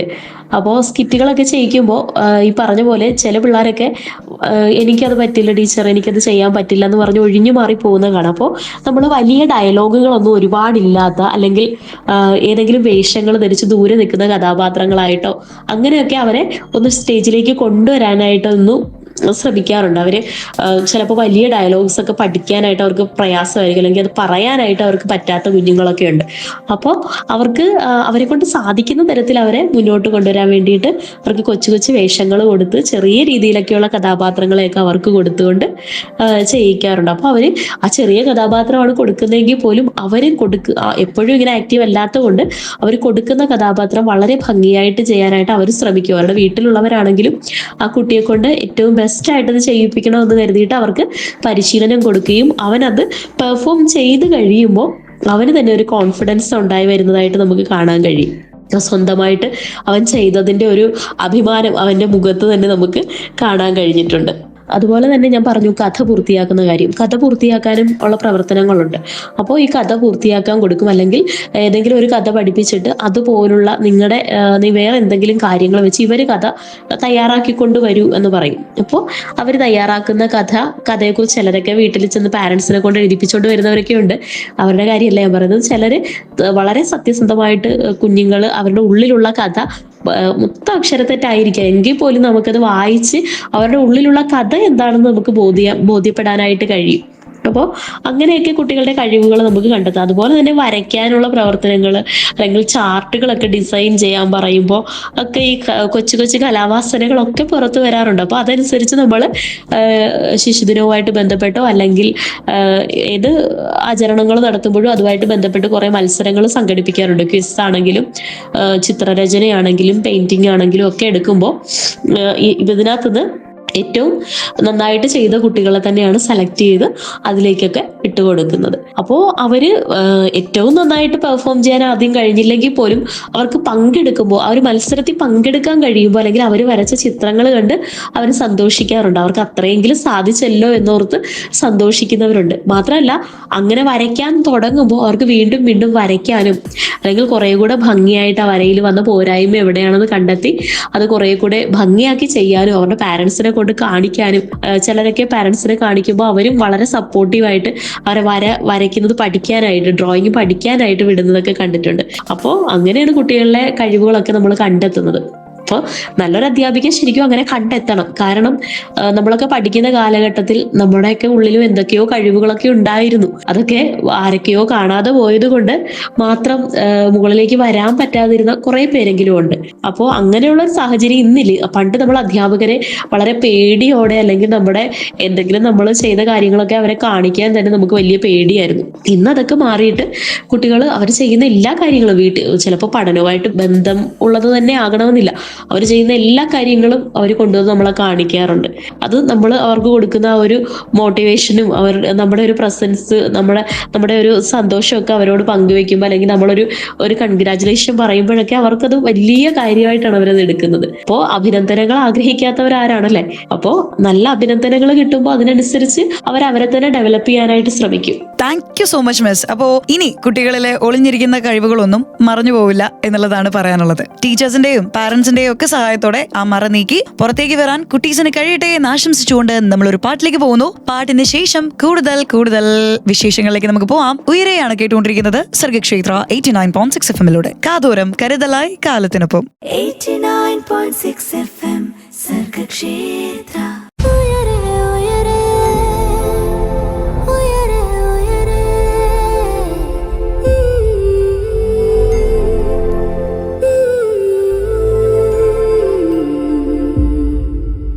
You are listening to Sargakshetra 89.6 FM. Uyare പറന്നുയരാൻ കൊതിക്കുന്നവർക്ക് ചിറകായി ഉയരെ. മാരാരിക്കുളം സെന്റ് അഗസ്റ്റിൻ HSലെ LP സ്കൂൾ അധ്യാപികയായിട്ടുള്ള ആലിസ് മിസ് ആണ് ഇന്ന് നമ്മോടൊപ്പം ജോയിൻ ചെയ്തിരിക്കുന്നത് കേട്ടോ. മിസ്സേ, ബോഡി ഷേമിംഗ് വളരെ മോശമായിട്ടുള്ള ഒരു കാര്യമാണല്ലേ? കുട്ടികളുടെ കാര്യത്തിലേക്ക് വരികയാണെങ്കിൽ അവരുടെ പ്രായത്തിനനുസരിച്ചുള്ള വെയിറ്റ് ആയിരിക്കില്ല ചിലപ്പോൾ ഒരു കുട്ടിക്ക് ഉണ്ടാവുക. ഓവർ വെയിറ്റ് ആയിരിക്കും, ചിലപ്പോൾ അണ്ടർ വെയിറ്റ് ആയിരിക്കും, ചിലപ്പോൾ ഹൈറ്റ് ഉണ്ടായിരിക്കും, ഹൈറ്റ് കുറവായിരിക്കും. നമുക്കറിയാലോ, എല്ലാവരും ഒരേപോലെ ആയിരിക്കില്ല. പക്ഷേ ഓരോ കുട്ടികൾക്കും അവരുടെ വീടുകളിൽ നിന്ന് കിട്ടുന്ന കളിയാക്കലുകൾ, ബോഡി ഷേമിംഗ് ഒക്കെ പലപ്പോഴും കൂടി വരാറുണ്ട്. ഈ കളിയാക്കലുകൾ കേൾക്കുമ്പോൾ മേ ബി ആ കുട്ടിക്കും ഇതൊരു വലിയ പ്രശ്നമാണോ എന്നുള്ളൊരു നെഗറ്റീവ് തോട്ട് മനസ്സിൽ വരാനുള്ള സാധ്യതകളും വളരെ കൂടുതലാണ്. മാത്രമല്ല, മറ്റുള്ളവരിൽ നിന്ന് കേൾക്കുന്ന കളിയാക്കലുകള്, പരിഹാസങ്ങള് ഒക്കെ മനസ്സിലുണ്ടാവും. ആൻഡ് ഗ്രാജുവലി ഈ കുട്ടിയും മറ്റുള്ളവരെ പല കാരണങ്ങൾ കൊണ്ടും കളിയാക്കാനുള്ള സാധ്യതയുണ്ട്. ഇതങ്ങനെ സ്പ്രെഡായി മാറും. അതുകൊണ്ട് തന്നെ ഇക്കാര്യത്തില് പാരന്റ്സ് എങ്ങനെയാണ് ശ്രദ്ധിക്കേണ്ടത്? സ്കൂളുകളിൽ നമ്മളെപ്പോഴും കുട്ടികളെ ഇങ്ങനെ, ചില കുട്ടികളൊക്കെ പരസ്പരം ചിലപ്പോഴൊക്കെ ചില പേരുകൾ പരസ്പരം അങ്ങോട്ട് വിളിക്കുന്നതും ഒക്കെ നമ്മൾ കേട്ടിട്ടുണ്ട്. ഈ പറഞ്ഞ പോലെ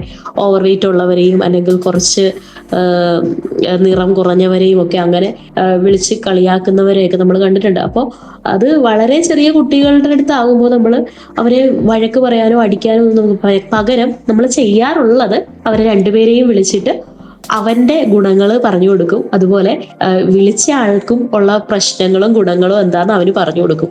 അപ്പോൾ നമ്മൾ ആരെയും പരസ്പരം കുറ്റം പറയാനോ അല്ലെങ്കിൽ മറ്റുള്ളവരുടെ കുറ്റം കണ്ടെത്താനോ ഒക്കെ നടക്കുന്ന ആ ഒരു പ്രകൃതം നല്ലതല്ല എന്നവരെ ബോധ്യപ്പെടുത്തുകയാണ് സാധാരണഗതിയിൽ ഞാൻ ചെയ്യാറുള്ളത്. പിന്നെ വീടുകളിൽ ചില പാരന്റ്സ് എങ്കിലും ഇതിനെപ്പറ്റിയൊന്നും, അല്ലെങ്കിൽ ബോഡി ഷെയ്മിങ് എന്താണെന്നോ അല്ലെങ്കിൽ അത് ഒരാളിൽ ഉണ്ടാക്കുന്ന മാനസികമായ പ്രയാസം എത്രമാത്രമാണെന്നോ പല പാരന്റ്സും അതിനെക്കുറിച്ച് ഇപ്പോഴും അവെയർ അല്ല എന്ന് തന്നെയാണ് എനിക്ക് തോന്നുന്നത്. കാരണം ചില പാരന്റ്സ് കുട്ടികളെ വിളിക്കാറുണ്ട്, അവരെ പല പേരുകളിൽ വിളിക്കാറുണ്ട്. അപ്പൊ അത് കുട്ടികൾക്ക് ഭയങ്കരമായ മാനസികമായ വിഷമം ഉണ്ടാക്കും. അവരുടെ സിബ്ലിങ്സ് തന്നെ ആണെങ്കിലും ചിലപ്പോൾ അവരെ ആ പേര് പറഞ്ഞ് വിളിക്കുന്നതൊക്കെ അവർക്ക് ഭയങ്കര പ്രയാസമുള്ള കാര്യമാണ്. അപ്പോൾ അത് നമ്മൾ പാരന്റ്സിന് നമ്മൾ അറിയുന്ന കാര്യങ്ങളാണെങ്കിൽ നമ്മളത് പാരന്റ്സിന് അവെയർ ചെയ്യാറുണ്ട്. ചില പാരന്റ്സ് എങ്കിലും കുട്ടികളെ വഴക്ക് പറയുകയും അടിക്കുകയും ഒക്കെ ചെയ്തുകൊണ്ട് പഠിപ്പിക്കാനായിട്ട് ശ്രമിക്കുന്നവരുണ്ട്. അങ്ങനെ പഠിപ്പിക്കാൻ ശ്രമിക്കുമ്പോൾ അവന്റെ മാനസിക നിലയെ അത് എത്രമാത്രം ബാധിക്കുന്നു എന്ന് പലപ്പോഴും അവർ അവെയർ അല്ല. അങ്ങനെ ഒരു പ്രയാസം അവന് നേരിടുന്നുണ്ടെങ്കിൽ അവന്റെ പഠനം, അത് പിന്നീടുള്ള പഠനത്തെ അത് വളരെ അഫക്റ്റ് ചെയ്യാനായിട്ട് കാരണമായിട്ട് തീരാറുമുണ്ട്. പലപ്പോഴും പാരന്റ്സ് കരുതുന്നത് ഒന്ന് പേടിപ്പിച്ചിരുത്തി അല്ലെങ്കിൽ രണ്ട് അടി കൊടുത്തിരുത്തുമ്പോൾ അവനതെല്ലാം പഠിക്കുന്നു. പക്ഷെ ചിലപ്പോൾ അവരിരുത്തുന്ന ആ സമയത്ത് ആ ഒരു കണ്ടന്റ് അവൻ പഠിക്കുമായിരിക്കും. പക്ഷേ പിന്നീട് വരുമ്പോൾ അവനത് പഠിക്കാൻ പറ്റാതെ വരും, അല്ലെങ്കിൽ പഠനം എന്ന് പറയുന്നത് വളരെ അരോചകമായിട്ടുള്ള ഒരു കാര്യമായിട്ട് അവന് മാറും. പണ്ടൊക്കെ നമ്മൾ കണ്ടിട്ടുള്ളത് അങ്ങനെയല്ലേ, നമ്മളോടൊക്കെ പഠിക്കാൻ പറയുമ്പോൾ അത് ഏറ്റവും നമുക്ക് സങ്കടമുള്ള കാര്യമായിട്ട് മാറുന്നത് എന്തുകൊണ്ടാണ്? പഠിച്ചില്ലെങ്കിൽ സ്കൂളിൽ ചെല്ലുമ്പോൾ സാറുമാർ അടിക്കുന്നു, ടീച്ചേഴ്സ് അടിക്കുന്നു, അല്ലെങ്കിൽ ട്യൂഷൻ ക്ലാസ്സിൽ ചെല്ലുമ്പോൾ അവിടെ നിന്ന് അടി കിട്ടുന്നു. അപ്പൊ ഈ അടി പേടിച്ച് മാത്രം നമ്മൾ പഠനം എന്ന് പറയുന്ന ഒരു കാര്യത്തോട് നമുക്കൊരു അകൽച്ച തോന്നി തുടങ്ങും. പഠനം രസകരമാണ്. പഠനം രസകരമാക്കി മാറ്റുന്നതാണ് അധ്യാപകരും മാതാപിതാക്കളും ഒക്കെ ചെയ്യേണ്ടത്. പിന്നെ ക്ലാസ്സിൽ ഇത്തരത്തിലുള്ള ഒരു പേരുകളും അവർക്ക് അവിടെ ഒഫീഷ്യലായിട്ട് നൽകിയിരിക്കുന്ന എന്ത് പേരാണോ കൊടുത്തേക്കുന്നത് ആ ഒരു പേരല്ലാതെ മറ്റ് പേരുകൾ വിളിക്കാനോ മറ്റു തരത്തിൽ അവരെ ബോഡി ഷെയ്മിങ് ചെയ്യാനോ ഒന്നും നമ്മൾ സമ്മതിക്കാറില്ല. അങ്ങനെ ചെയ്താൽ ആ കുട്ടികളെ നമ്മൾ വിളിച്ചിട്ട് രണ്ടുപേരെയും വിളിച്ചിട്ടാണ് കാര്യങ്ങൾ സംസാരിക്കുന്നത്. അവർക്ക് മനസ്സിലൊരു വിഷമം തോന്നാതെ അല്ലെങ്കിൽ മറ്റുള്ളവരെ ഹേർട്ട് ചെയ്യുന്നത് തിരിച്ച് നമുക്ക് സംഭവിക്കുമ്പോൾ നമ്മുടെ മനസ്സ് എത്രമാത്രം വിഷമിക്കും എന്നുള്ള കാര്യം നമ്മൾ കുട്ടികളെ ബോധ്യപ്പെടുത്തി കൊടുക്കുകയാണ് ചെയ്യാറുള്ളത്. നമുക്ക് എല്ലാവർക്കും അറിയാലേ, സ്നേഹത്തോടെ കുട്ടികളെ തിരുത്തി കഴിഞ്ഞാൽ അവരനുസരിച്ചിരിക്കും. സോ മറ്റുള്ളവരും മിസ് പറഞ്ഞതുപോലെ തന്നെ പ്രവർത്തിച്ചു കഴിഞ്ഞാൽ കുട്ടികളുടെ മൈൻഡിനെ തന്നെ നമുക്ക് പോസിറ്റീവ് ആൻഡ് എനർജറ്റിക് ആക്കാനായിട്ട് കഴിയും. So stay tune to Sargakshetra 89.6 FM. ഉയരെയാണ് കേട്ടുകൊണ്ടിരിക്കുന്നത്. പറന്നുയരാൻ കൊതിക്കുന്നവർക്ക് ചിറകായി ഉയരെ. 89.6 FM സർഗക്ഷേത്ര.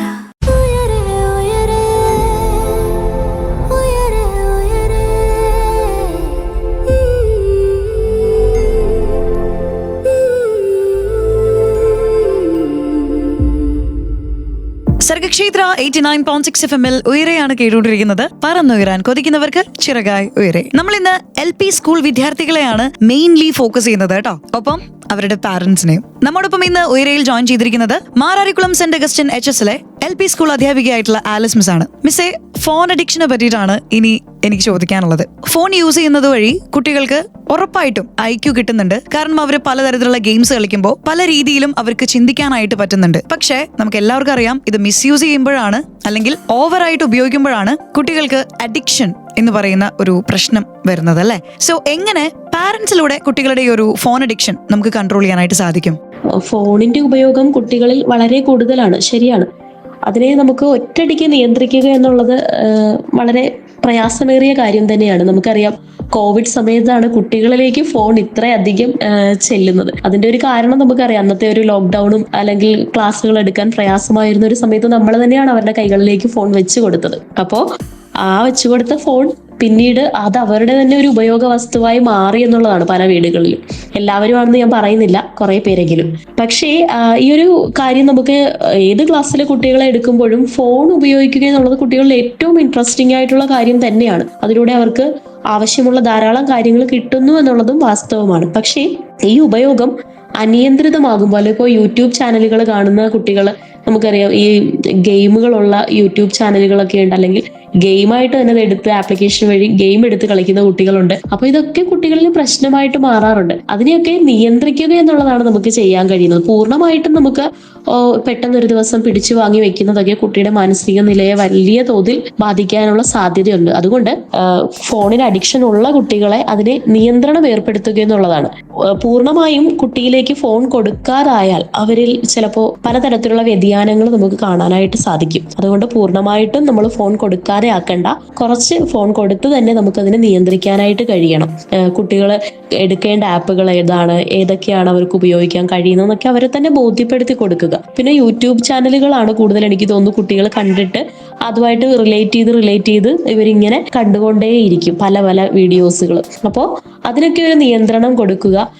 കുട്ടികളിൽ ദേഷ്യം കൂടാനും അല്ലെങ്കിൽ അവരിൽ ആങ്സൈറ്റി ഉണ്ടാക്കാനും ഒക്കെ ഇങ്ങനെയുള്ള നമ്മുടെ വീഡിയോസ് കാണുന്നതൊക്കെ വളരെയധികം ബാധിക്കുന്ന കാര്യങ്ങളാണ്. അതിനെ നിയന്ത്രിക്കുക എന്ന് പറഞ്ഞാൽ അതിന് നമ്മളൊരു സമയം നിശ്ചയിക്കുക. ഒരു 10 മിനിറ്റ് അല്ലെങ്കിൽ ഒരു 20 മിനിറ്റ് മാക്സിമം ഒക്കെ നമ്മൾ പറഞ്ഞിട്ട് ഫോൺ കൊടുക്കുക. ആ ടൈം ആകുമ്പോൾ തിരികെ മേടിക്കാനും അതവർ തിരികെ തരാനായിട്ട് തയ്യാറാവുകയും വേണം. അങ്ങനെയാണെങ്കിൽ മാത്രമേ നമുക്കതിനെ നിയന്ത്രണം എന്ന് പറയാനായിട്ട് സാധിക്കുകയുള്ളൂ. അതുപോലെ തന്നെ കുട്ടികൾ ഫോൺ ഉപയോഗിക്കുന്ന സമയത്ത് കഴിയുന്നതും മാതാപിതാക്കളുടെ ഒരു ശ്രദ്ധ അവരുടെ കൂടെ ഉണ്ടെന്നുള്ള ഒരു തോന്നൽ അവർക്ക് വേണം. വേണം. നമ്മൾ കുട്ടിയുടെ കയ്യിൽ ഫോൺ കൊടുത്തിട്ട് നമ്മൾ എങ്ങോട്ടെങ്കിലും പോവുകയാണ് അല്ലെങ്കിൽ കിടന്നുറങ്ങുകയാണെങ്കിൽ കുട്ടി അതിനെ എത്ര മാക്സിമം അവർക്ക് ഉപയോഗിക്കാൻ പറ്റുന്നത് പോലെയൊക്കെ അവർ ഉപയോഗിക്കും. അതുകൊണ്ട് നമ്മുടെ ശ്രദ്ധ എപ്പോഴും ഉണ്ടാകുമ്പോൾ തന്നെ അവർക്ക് ഫോൺ കൊടുക്കുക, ഫോൺ കൊടുത്തുകൊണ്ട് തന്നെ ഫോൺ നിയന്ത്രണം ഏർപ്പെടുത്തുക.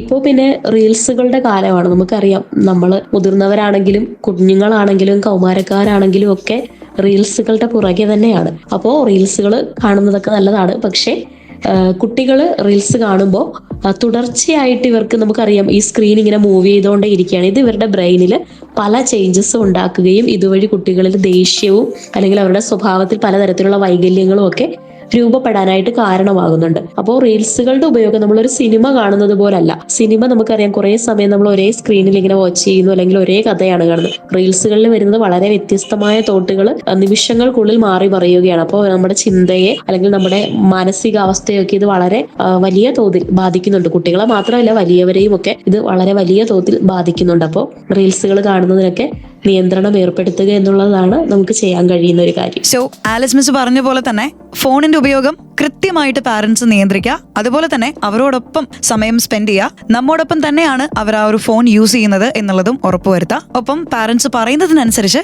കുട്ടികളെയും പ്രവർത്തിക്കാനായിട്ട് ശീലിപ്പിക്കാം. കേട്ടുകൊണ്ടേയിരിക്കൂ. ഉയരെയാണ് പറന്നുയരാൻ കൊതിക്കുന്നവർക്ക് ചിറകായി ഉയരെ.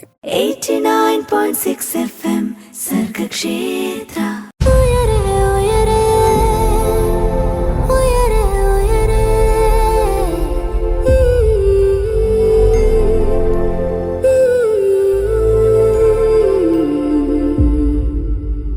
സർഗക്ഷേത്ര 89.6 FM ഉയരെയാണ് കേട്ടുകൊണ്ടിരിക്കുന്നത്. പറന്നുയരാൻ കൊതിക്കുന്നവർക്ക് ചിറകായി ഉയരെ. ഇന്ന് ഉയരയിലൂടെ നമ്മൾ ഫോക്കസ് ചെയ്യുന്നത് LP സ്കൂൾ സ്റ്റുഡൻസിന് തന്നെയാണ്.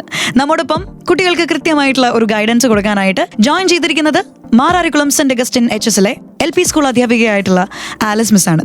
മിസ്സേ, നമ്മുടെ മെയിൻ എക്സാം വരുന്നതിന് മുൻപ് കുറേ അധികം എക്സാമുകൾ നമ്മൾ ക്ലാസ്സിൽ നടത്തും. ഇപ്പോൾ dictation, test paper, mid term exam, അങ്ങനെ കുറേ അധികം എക്സാംസ് നമ്മൾ കണ്ടക്ട് ചെയ്യാറുണ്ട്.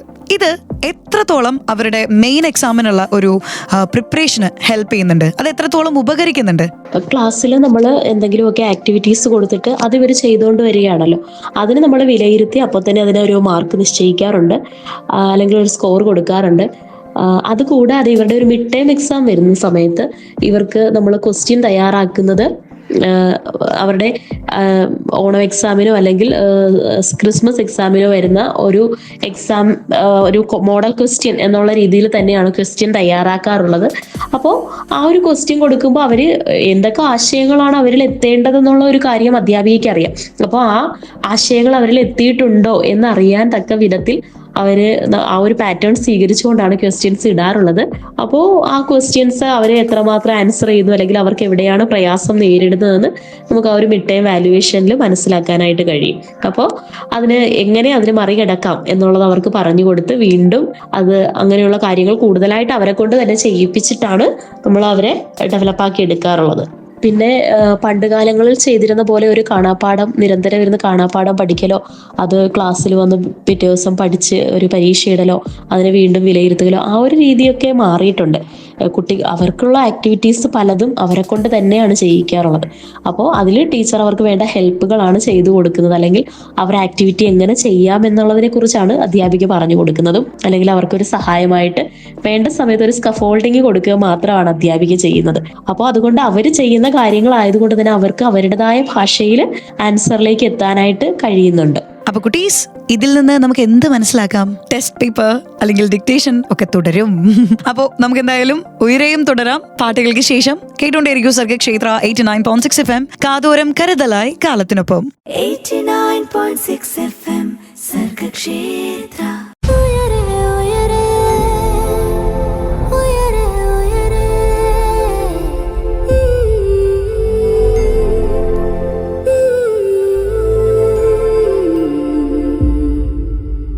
Once again, welcome back to ഉയരെ, പറന്നുയരാൻ കൊതിക്കുന്നവർക്ക് ചിറകായി ഉയരെ. ഇന്ന് നമ്മോടൊപ്പം ഉയരയിൽ ജോയിൻ ചെയ്തിരിക്കുന്നത് മാരാരിക്കുളം സെന്റ് അഗസ്റ്റിൻ HSലെ LP സ്കൂൾ അധ്യാപികയായിട്ടുള്ള ആലിസ് മിസ് ആണ്. മിസ്സേ, ഇന്ന് നമ്മൾ കുറേയധികം കാര്യങ്ങൾ കുട്ടികൾക്ക് വേണ്ടിയിട്ടും പാരന്റ്സിന് വേണ്ടിയും ഒക്കെ ഷെയർ ചെയ്തു, ടീച്ചേഴ്സിന് വേണ്ടിയും ഷെയർ ചെയ്തു, അല്ലെ? ആൻഡ് ഫൈനലി LP സ്കൂൾ വിദ്യാർത്ഥികളുടെ പാരന്റ്സിന് എന്ത് അഡ്വൈസ് ആണ് മിസ്സിന് കൊടുക്കാനുള്ളത്? കുട്ടികൾക്ക് ബേസ് കിട്ടേണ്ട ഒരു സമയമാണ് ശരിക്കും പറഞ്ഞ LP സെക്ഷൻ. ആ 1 മുതൽ 4 വരെയുള്ള ക്ലാസ്സുകളിൽ വെച്ച് കുട്ടി എഴുതാനും വായിക്കാനും പഠിക്കുക എന്നുള്ളത് തന്നെയാണ് ഏറ്റവും പ്രധാനപ്പെട്ട കാര്യം. കാരണം എഴുത്തും വായനയും അറിയാത്ത ഒരാൾ UP-യിലേക്ക് പോകുമ്പോഴും HS-ലേക്ക് പോകുമ്പോഴും അവിടെ ഉണ്ടാകുന്ന പ്രശ്നങ്ങൾ വളരെ പരിതാപകരമാണ്. അതുകൊണ്ട് എഴുത്തും വായനയും മെയിനായിട്ട് കുട്ടികൾ പഠിക്കും. ഇപ്പോൾ 3rd സ്റ്റാൻഡേർഡിലെ കുട്ടികളൊക്കെ അത്യാവശ്യം നന്നായിട്ട് തന്നെ റീഡ് ചെയ്യുന്ന കുട്ടികളൊക്കെ ഉണ്ട്. അതുപോലെ തന്നെ റീഡ് ചെയ്യാനായിട്ട് വളരെ പ്രയാസപ്പെടുന്ന കുട്ടികളും ഉണ്ട്. അപ്പോൾ അവരെ നമ്മൾ മുന്നിലേക്ക് കൊണ്ടുവരാൻ വേണ്ടി നമ്മൾ ചെയ്യാറുള്ളത് ടെക്സ്റ്റ് ബുക്കുകളിൽ ഏത് പാഠമാണോ പഠിപ്പിക്കുന്നത് അതുമായിട്ട് ബന്ധപ്പെട്ട് അവർക്ക് റീഡ് ചെയ്യാനായിട്ട് കൊടുത്തു വിടാറുണ്ട്. 2 ടൈംസോ 3 ടൈംസോ ഒക്കെ റീഡ് ചെയ്ത് പാരന്റിനെ കൊണ്ട് സൈൻ ചെയ്തുകൊണ്ട് വരാനായിട്ട് പറയും. അപ്പോൾ ഈ റീഡ് ചെയ്യുന്ന സമയത്ത് നമ്മൾ പാരന്റ്സിനോട് പറഞ്ഞിട്ടുണ്ട്, കുട്ടികൾ റീഡ് ചെയ്യുന്ന സമയത്ത് അവരെ കേൾക്കുക, അവരുടെ കൂടെ ഇരുന്ന് അവർക്ക് എവിടെയാണോ അക്ഷരത്തെറ്റ് വരുന്നത് അല്ലെങ്കിൽ ഏതെങ്കിലും ഒരു അക്ഷരം അറിയില്ലെങ്കിൽ അത് പറഞ്ഞു കൊടുത്ത് റീഡ് ചെയ്യാനായിട്ട് പാരന്റ്സ് കമ്പൽസറി ആയിട്ട് അവരുടെ കൂടെ ഇരിക്കണം എന്നുള്ളത് നമ്മൾ പറഞ്ഞിട്ടുള്ളതാണ്. കാരണം ഈ ഒരു ബേസ് കിട്ടാതെ കുട്ടി 5ലേക്കോ 6ലേക്കോ ഒക്കെ വന്നു കഴിയുമ്പോൾ അത് വളരെ പ്രയാസമായിട്ട് മാറും. അവരുടെ പഠനം ശരിയായ രീതിയിൽ നടക്കണമെങ്കിൽ എഴുത്തും വായനയും അറിയുക എന്നുള്ളത് വളരെ പ്രധാനപ്പെട്ട കാര്യമാണ്. നമുക്കറിയാലോ, ഇപ്പോൾ കഴിഞ്ഞ കുറച്ച് വർഷങ്ങള് നമ്മുടെ വിദ്യാഭ്യാസത്തിൽ വന്ന ചില പോരായ്മകൾ അതൊക്കെയായിരുന്നു. വലിയ ക്ലാസ്സുകളിലേക്കൊക്കെ പോകുമ്പോൾ പല കുട്ടികൾക്കും എഴുത്തും വായനയും വേണ്ട രീതിയിൽ അറിയില്ല എന്നുള്ളത്. ശരിക്കും പറഞ്ഞാൽ മലയാളം പോലും നന്നായിട്ട് വായിക്കാൻ അറിയാത്ത കുട്ടികൾ മുതിർന്ന ക്ലാസ്സുകളിലൊക്കെ ഉണ്ടായിരുന്നു. അപ്പോൾ ആ ഒരു കാര്യം ഇനി മാറ്റിയെടുത്തുകൊണ്ട് 1 മുതൽ 4 വരെയുള്ള ക്ലാസ്സുകളിൽ എത്തുമ്പോഴത്തേക്കും 4ാം ക്ലാസ്സിൽ എത്തുമ്പോഴത്തേക്കും ഒരു കുട്ടി പൂർണ്ണമായും എഴുതാനും വായിക്കാനും പഠിച്ചിരിക്കുക എന്നുള്ളത് വളരെ പ്രധാനപ്പെട്ട കാര്യമാണ്. പിന്നെ കുട്ടികൾക്കൊരു പഠനാന്തരീക്ഷം വീട്ടിൽ ഉണ്ടാക്കിയെടുക്കാനായിട്ട് മാതാപിതാക്കൾ പ്രത്യേകം ശ്രദ്ധിക്കുക. അവർക്കൊരു സ്റ്റഡി ടേബിളും അവർക്കൊരു സ്റ്റഡി ടൈമും അവർക്ക് അവരുടേതായ ആക്ടിവിറ്റീസിന് വേണ്ടി കുറച്ച് സമയവും അങ്ങനെ അവർക്ക് കിട്ടുന്ന സമയങ്ങളെ ഒന്ന് ഇങ്ങനെ സെപ്പറേറ്റ് ചെയ്ത് കൊടുക്കുക. അവർക്ക് എന്തിനൊക്കെയാണ് ഇത്ര സമയം എന്നുള്ളത് ഒന്ന് ഷെഡ്യൂൾ ചെയ്യുക. കുട്ടികളെ കുറെ നല്ല ശീലങ്ങൾ അവർക്ക് പറ്റുമ്പോഴൊക്കെ പറഞ്ഞു കൊടുക്കുക. നമ്മൾ ടീച്ചേഴ്സ് മാക്സിമം അത് ചെയ്യുന്നുണ്ട്, സ്കൂളുകളിലൊക്കെ അത് ചെയ്യുന്നുണ്ട്. എങ്കിൽ പോലും നമ്മുടെ പാരൻസും കൂടെ അതിന് കൂട്ടായിട്ട് നിൽക്കുക. പിന്നെ നമ്മൾ ഇംഗ്ലീഷ് ഡെവലപ്പ് ചെയ്യുക എന്നുള്ളതും വളരെ പ്രധാനപ്പെട്ട കാര്യമാണ്. കുട്ടികൾ പ്രത്യേകിച്ച് സ്റ്റേറ്റ് സിലബസിലുള്ള കുട്ടികൾ പലപ്പോഴും മാതാപിതാക്കൾ വിലയിരുത്തുന്നത് CBSE കുട്ടികളെയും അല്ലെങ്കിൽ സ്റ്റേറ്റിൽ പഠിക്കുന്ന കുട്ടികളെയും വിലയിരുത്തുന്നതിന്റെ കാരണം ഒന്ന് ഇതാണ്. CBSE സ്കൂളുകളിൽ പഠിക്കുന്ന കുട്ടികൾ എല്ലാം ഇംഗ്ലീഷിൽ പറയുന്നു, ഇംഗ്ലീഷിൽ കാര്യങ്ങൾ സംസാരിക്കാനായിട്ട് ശ്രമിക്കുന്നു. എന്നാൽ സ്റ്റേറ്റിലെ കുട്ടികൾ അങ്ങനെ പറയുന്നില്ല എന്നൊക്കെ പറയുന്നുണ്ട്. പക്ഷെ അതൊക്കെ ഇപ്പൊ മാറിയിട്ടുണ്ട്. കാരണം ഇന്ന് CBSE സ്കൂളുകളെ പോലെ തന്നെ ഹൈലി ഡെവലപ്ഡ് ആയിട്ടുള്ള സ്റ്റേറ്റ് സിലബസിൽ പോകുന്ന സ്കൂളുകൾ ധാരാളമുണ്ട്. അവിടെ നല്ല മികച്ച കോച്ചിങ് ആണ് അധ്യാപകര് വിദ്യാർത്ഥികൾക്ക് നൽകിക്കൊണ്ടിരിക്കുന്നത്. ഗവൺമെന്റ് സ്കൂളുകളിലാണെങ്കിലും അത് തന്നെ ഒരു കുട്ടികളുടെ എണ്ണം കുറയുന്നു എന്നുള്ളത് വളരെ സങ്കടപ്പെടുത്തുന്ന കാര്യമാണ്. കാരണം നമുക്ക് യാതൊരു ചെലവുമില്ലാതെ ഗവൺമെന്റ് സ്കൂളുകൾ ഇത്രയും വലിയ ഫെസിലിറ്റീസ് നമുക്ക് തരുമ്പോൾ അതിനെ ഉപയോഗപ്പെടുത്തുക എന്നുള്ളതാണ് ആസ് എ പാരന്റ് നമ്മൾ ചെയ്യേണ്ടത്. കാരണം നമുക്കൊക്കെ ഒരുപാട് പ്രശ്നങ്ങൾ ഉണ്ടാകാം, സ്കൂളുകളിൽ ഉണ്ടാകാം, അല്ലെങ്കിൽ അധ്യാപകർക്ക് ഉണ്ടാകാം. അതൊക്കെ അവരെ പറഞ്ഞ് ബോധ്യപ്പെടുത്തുക എന്നുള്ളതാണ് ഏറ്റവും പ്രധാനപ്പെട്ടത്. അല്ലാതെ ഏതെങ്കിലും ഒരു ചെറിയ കാര്യം ഉണ്ടാകുമ്പോൾ ഉടനെ ആ സ്കൂളിനെ അത് വെച്ചിട്ട് മൊത്തത്തിൽ വിലയിരുത്തി അല്ലെങ്കിൽ ആ ക്ലാസ്സിനെ അങ്ങനെ മൊത്തത്തിൽ വിലയിരുത്തി ആ സ്കൂളിന്റെ ഇമേജ് തകർക്കുക എന്നുള്ളതല്ല. അപ്പോൾ നമ്മൾ സ്കൂളുകളെ വിലയിരുത്താതെ നമ്മുടെ കുട്ടിയെ വിലയിരുത്താനായിട്ട് നമ്മൾ ശ്രമിക്കുക. നമ്മുടെ കുട്ടിക്ക് എന്തൊക്കെ കാര്യങ്ങളിലാണ് അവന്റെ കഴിവുകളുള്ളത്, ആ കഴിവുകളെ ഡെവലപ്പ് ചെയ്യാൻ നമുക്കൊരു പാരന്റ് എന്ന നിലയിൽ എന്തൊക്കെ ചെയ്യാം അതിനുവേണ്ടി പരിശ്രമിക്കുക എന്നുള്ളതാണ്. പിന്നെ പറയാനുള്ളൊരു കാര്യം, കുട്ടികളുടെ മാനസികാവസ്ഥയെ പ്രത്യേകം ഒരു ശ്രദ്ധ മാതാപിതാക്കൾക്കും വേണം. കാരണം എല്ലാ മാതാപിതാക്കളും അല്ലെങ്കിൽ എല്ലാ അധ്യാപകരും ഇന്നും അതേക്കുറിച്ചൊരു പലപ്പോഴും അതിനെക്കുറിച്ച് ചിന്തിക്കുന്നില്ല. പല കാര്യങ്ങളിലും നമ്മൾ പറയുന്ന ചില വാക്കുകൾ കൊണ്ട് പോലും മാനസികമായിട്ട് മുറിവേൽക്കുന്ന കുഞ്ഞുങ്ങൾ വളരെയുണ്ട്. അപ്പോൾ അവരോട് സംസാരിക്കുമ്പോഴും ഒക്കെ അവർക്ക് കുറച്ചുകൂടെ, അവരെപ്പോഴും ആഗ്രഹിക്കുന്നത് കുറെ കൂടെ കെയറിങ് ആണ്. അവർക്ക് അവരുടെ സങ്കടങ്ങൾ മനസ്സിലാക്കാൻ കഴിയുന്ന ഒരു അമ്മയാണ്, ഒരു അച്ഛനെയാണ്, ഒരു ടീച്ചറിനെയാണ് അവർക്ക് ആവശ്യം എന്നുള്ള ഒരു കാര്യം എപ്പോഴും മനസ്സിൽ വെച്ചുകൊണ്ട് അവരോട് പെരുമാറാനായിട്ട് ശ്രമിക്കുക. അതൊക്കെയാണ് എനിക്ക് മാതാപിതാക്കളോട് പറയാനുള്ളത്. പിന്നെ മാതാപിതാക്കളുടെ ഭാഗത്തു നിന്ന് ചിന്തിക്കുമ്പോൾ പറയാവുന്ന ധാരാളം കാര്യങ്ങളുണ്ട്. നമുക്കറിയാം കുട്ടികളുടെ കുസൃതി ഈ ഒരു സമയത്ത് അല്ലെങ്കിൽ ഈ ഒരു പ്രായത്തിലുള്ള കുട്ടികളുടെ കുസൃതി എന്ന് പറയുന്നത് ഒരുപക്ഷെ നമ്മളെയൊക്കെ വല്ലാതെ ഇറിറ്റേറ്റ് ചെയ്യുന്ന തരത്തിലേക്കൊക്കെ പോകും. പക്ഷേ അവിടെയൊക്കെ നമ്മൾ നിയന്ത്രണം നമുക്ക് തന്നെ ഏർപ്പെടുത്തുക എന്നുള്ളതാണ്. നമ്മൾ കുട്ടിയായിരിക്കുമ്പോൾ എന്തൊക്കെ കുസൃതികൾ കാണിച്ചിട്ടുണ്ടോ അല്ലെങ്കിൽ എന്തൊക്കെ കാര്യങ്ങൾ നമ്മൾ ആഗ്രഹിച്ചിട്ടുണ്ട്, ചെയ്തിട്ടുണ്ട് എന്നൊക്കെ ഒന്ന് ചുമ്മാ ഒന്ന് ഓടിച്ചു നോക്കിയാൽ തന്നെ നമുക്ക് മനസ്സിലാകും നമ്മളെക്കാൾ എത്രയോ ഭേദമാണ് ഇപ്പോൾ നമ്മുടെ കുട്ടികൾ എന്നുള്ളത്. പിന്നെ സാങ്കേതിക വിദ്യ വികസിക്കുന്നതനുസരിച്ച് അവരെ സാങ്കേതിക വിദ്യ വേണ്ടെന്നല്ല, സാങ്കേതിക വിദ്യയൊക്കെ വേണം, അതൊക്കെ വേണ്ട തരത്തിൽ വേണ്ടപ്പോൾ ആവശ്യം പോലെ കൊടുക്കുക. നേരത്തെ പറഞ്ഞതുപോലെ മൊബൈൽ ഫോണിന്റെ ഉപയോഗവും ഇന്റർനെറ്റിന്റെ ഉപയോഗവും ഒക്കെ നമ്മുടെ നിയന്ത്രണത്തിലാക്കി കൊണ്ടുവരാനും ശ്രമിക്കുക. എപ്പോഴും അവർക്ക് നല്ലൊരു ഫ്രണ്ടായിട്ട് മാറുക എന്നുള്ളതാണ്. അധ്യാപികയാണെങ്കിലും പാരൻസ് ആണെങ്കിലും അവർക്ക് എല്ലാ കാര്യങ്ങളും തുറന്നു പറയാൻ പറ്റുന്ന ഒരു സ്പേസ് നമ്മൾ ഉണ്ടാക്കിയെടുക്കുക. അത് കുട്ടികളിൽ നിരന്തരം വഴക്ക് പറഞ്ഞുകൊണ്ടോ ബഹളം വെച്ചുകൊണ്ടോ ഷൗട്ട് ചെയ്തുകൊണ്ടോ ഒന്നും പെരുമാറാതെ അവർ നമ്മളോട് എങ്ങനെ പെരുമാറണം എന്ന് നമ്മൾ ആഗ്രഹിക്കുന്നോ അതുപോലെ നമ്മൾ അവരോട് പെരുമാറുക എന്നുള്ളതാണ്. അവര് ആഗ്രഹിക്കുന്ന പോലെ, അവർ പറയുന്നത് പോലെ അവരുടെ ഇഷ്ടങ്ങൾക്ക് കൂട്ടു നിൽക്കുമ്പോൾ അവരുടെ ഇഷ്ടങ്ങളും അനിഷ്ടങ്ങളും ഒക്കെ നമ്മളോടും പങ്കുവെക്കും. അപ്പോൾ നല്ലൊരു ബന്ധം മാതാപിതാക്കളും അധ്യാപകരും കുട്ടികളും തമ്മിൽ ഉണ്ടാക്കിയെടുക്കുക. അതുപോലെ തന്നെ അധ്യാപകരും മാതാപിതാക്കളും തമ്മിൽ ഒരു ബന്ധം വേണം. എങ്കിൽ മാത്രമേ ഒരു കുട്ടിയുടെ എല്ലാ കാര്യങ്ങളും നമുക്ക് തുറന്ന് സംസാരിക്കാനായിട്ട് കഴിയുള്ളൂ. കുട്ടികൾക്ക് ഞാൻ നേരത്തെ പറഞ്ഞു, പലതരത്തിലുള്ള നിലവാരത്തിലുള്ള അല്ലെങ്കിൽ പല ശേഷികളുള്ള കുട്ടികളാണുള്ളത്. അപ്പോൾ അവരെ അതിൻ്റെതായ രീതിയിലാണ് നമ്മൾ ട്രീറ്റ് ചെയ്യേണ്ടത്. എല്ലാ കുട്ടികളെയും ഒരേപോലെ പരിഗണിക്കുകയല്ല വേണ്ടത്. ഓരോരുത്തർക്കും പ്രത്യേകം പരിഗണന കൊടുത്ത് തന്നെയാണ് നമ്മൾ നോക്കേണ്ടത്. അപ്പോൾ ആ പരിഗണന നമ്മൾ കൊടുക്കുമ്പോൾ അവരുടെ കാര്യങ്ങൾ ഡിസ്കസ് ചെയ്യാനും അല്ലെങ്കിൽ ഏതെങ്കിലും ഒരു കുട്ടിക്ക് എന്തെങ്കിലും പ്രശ്നങ്ങൾ ഉണ്ടെങ്കിൽ ആ കാര്യങ്ങൾ മാതാപിതാക്കൾ ടീച്ചറുമായിട്ട് തുറന്ന് ഡിസ്കസ് ചെയ്തുകൊണ്ട് ആ ഒരു ബന്ധം നിലനിർത്തി പോകാനായിട്ട് ശ്രമിക്കുക. Thank you so much miss. ഒരുപാട് കാര്യങ്ങൾ നമ്മൾ ഇന്ന് ഉയരയിലൂടെ കേട്ടു. ഡെഫിനറ്റ്ലി കുട്ടികൾക്ക് എല്ലാവർക്കും ക്ലിയർ ആയിട്ടുണ്ട് എന്ന് എനിക്ക് ഉറപ്പാണ്, പാരന്റ്സിനും ടീച്ചേഴ്സിനും. സോ ഇതൊക്കെ കൃത്യമായിട്ട് നമ്മുടെ ലൈഫിലും പ്രാവർത്തികമാക്കാൻ എല്ലാ കുട്ടീസിനും പറ്റട്ടെ. ഒപ്പം മിസ്സിനും നമ്മൾ ഒരുപാട് താങ്ക്സ് പറയാണ്. Thank you so much for being with us. വളരെ സന്തോഷം ഇങ്ങനെ ഒരു അവസരം തന്ന സർഗക്ഷേത്ര FM-നും താങ്ക്സ് പറയുന്നു. നമ്മോടൊപ്പം ഇന്ന് ജോയിൻ ചെയ്തിട്ടുണ്ടായിരുന്നത് മാരാരിക്കുളം സെന്റ് അഗസ്റ്റിൻ HS-ലെ LP സ്കൂൾ അധ്യാപികയായിട്ടുള്ള ആലിസ് മിസ് ആണ്. അപ്പോൾ ഇനിയും കലക്കൻ പരിപാടികൾ തുടർന്നുകൊണ്ടേയിരിക്കും സർഗക്ഷേത്ര 89.6 FM-ൽ. കേട്ടുകൊണ്ടേയിരിക്കൂ കാതോരം കരുതലായി, കാലത്തിനൊപ്പം കൂടെ ഉണ്ടായിരുന്നത് എന്നെയാണ്. 89.6 FM സർഗക്ഷേത്ര.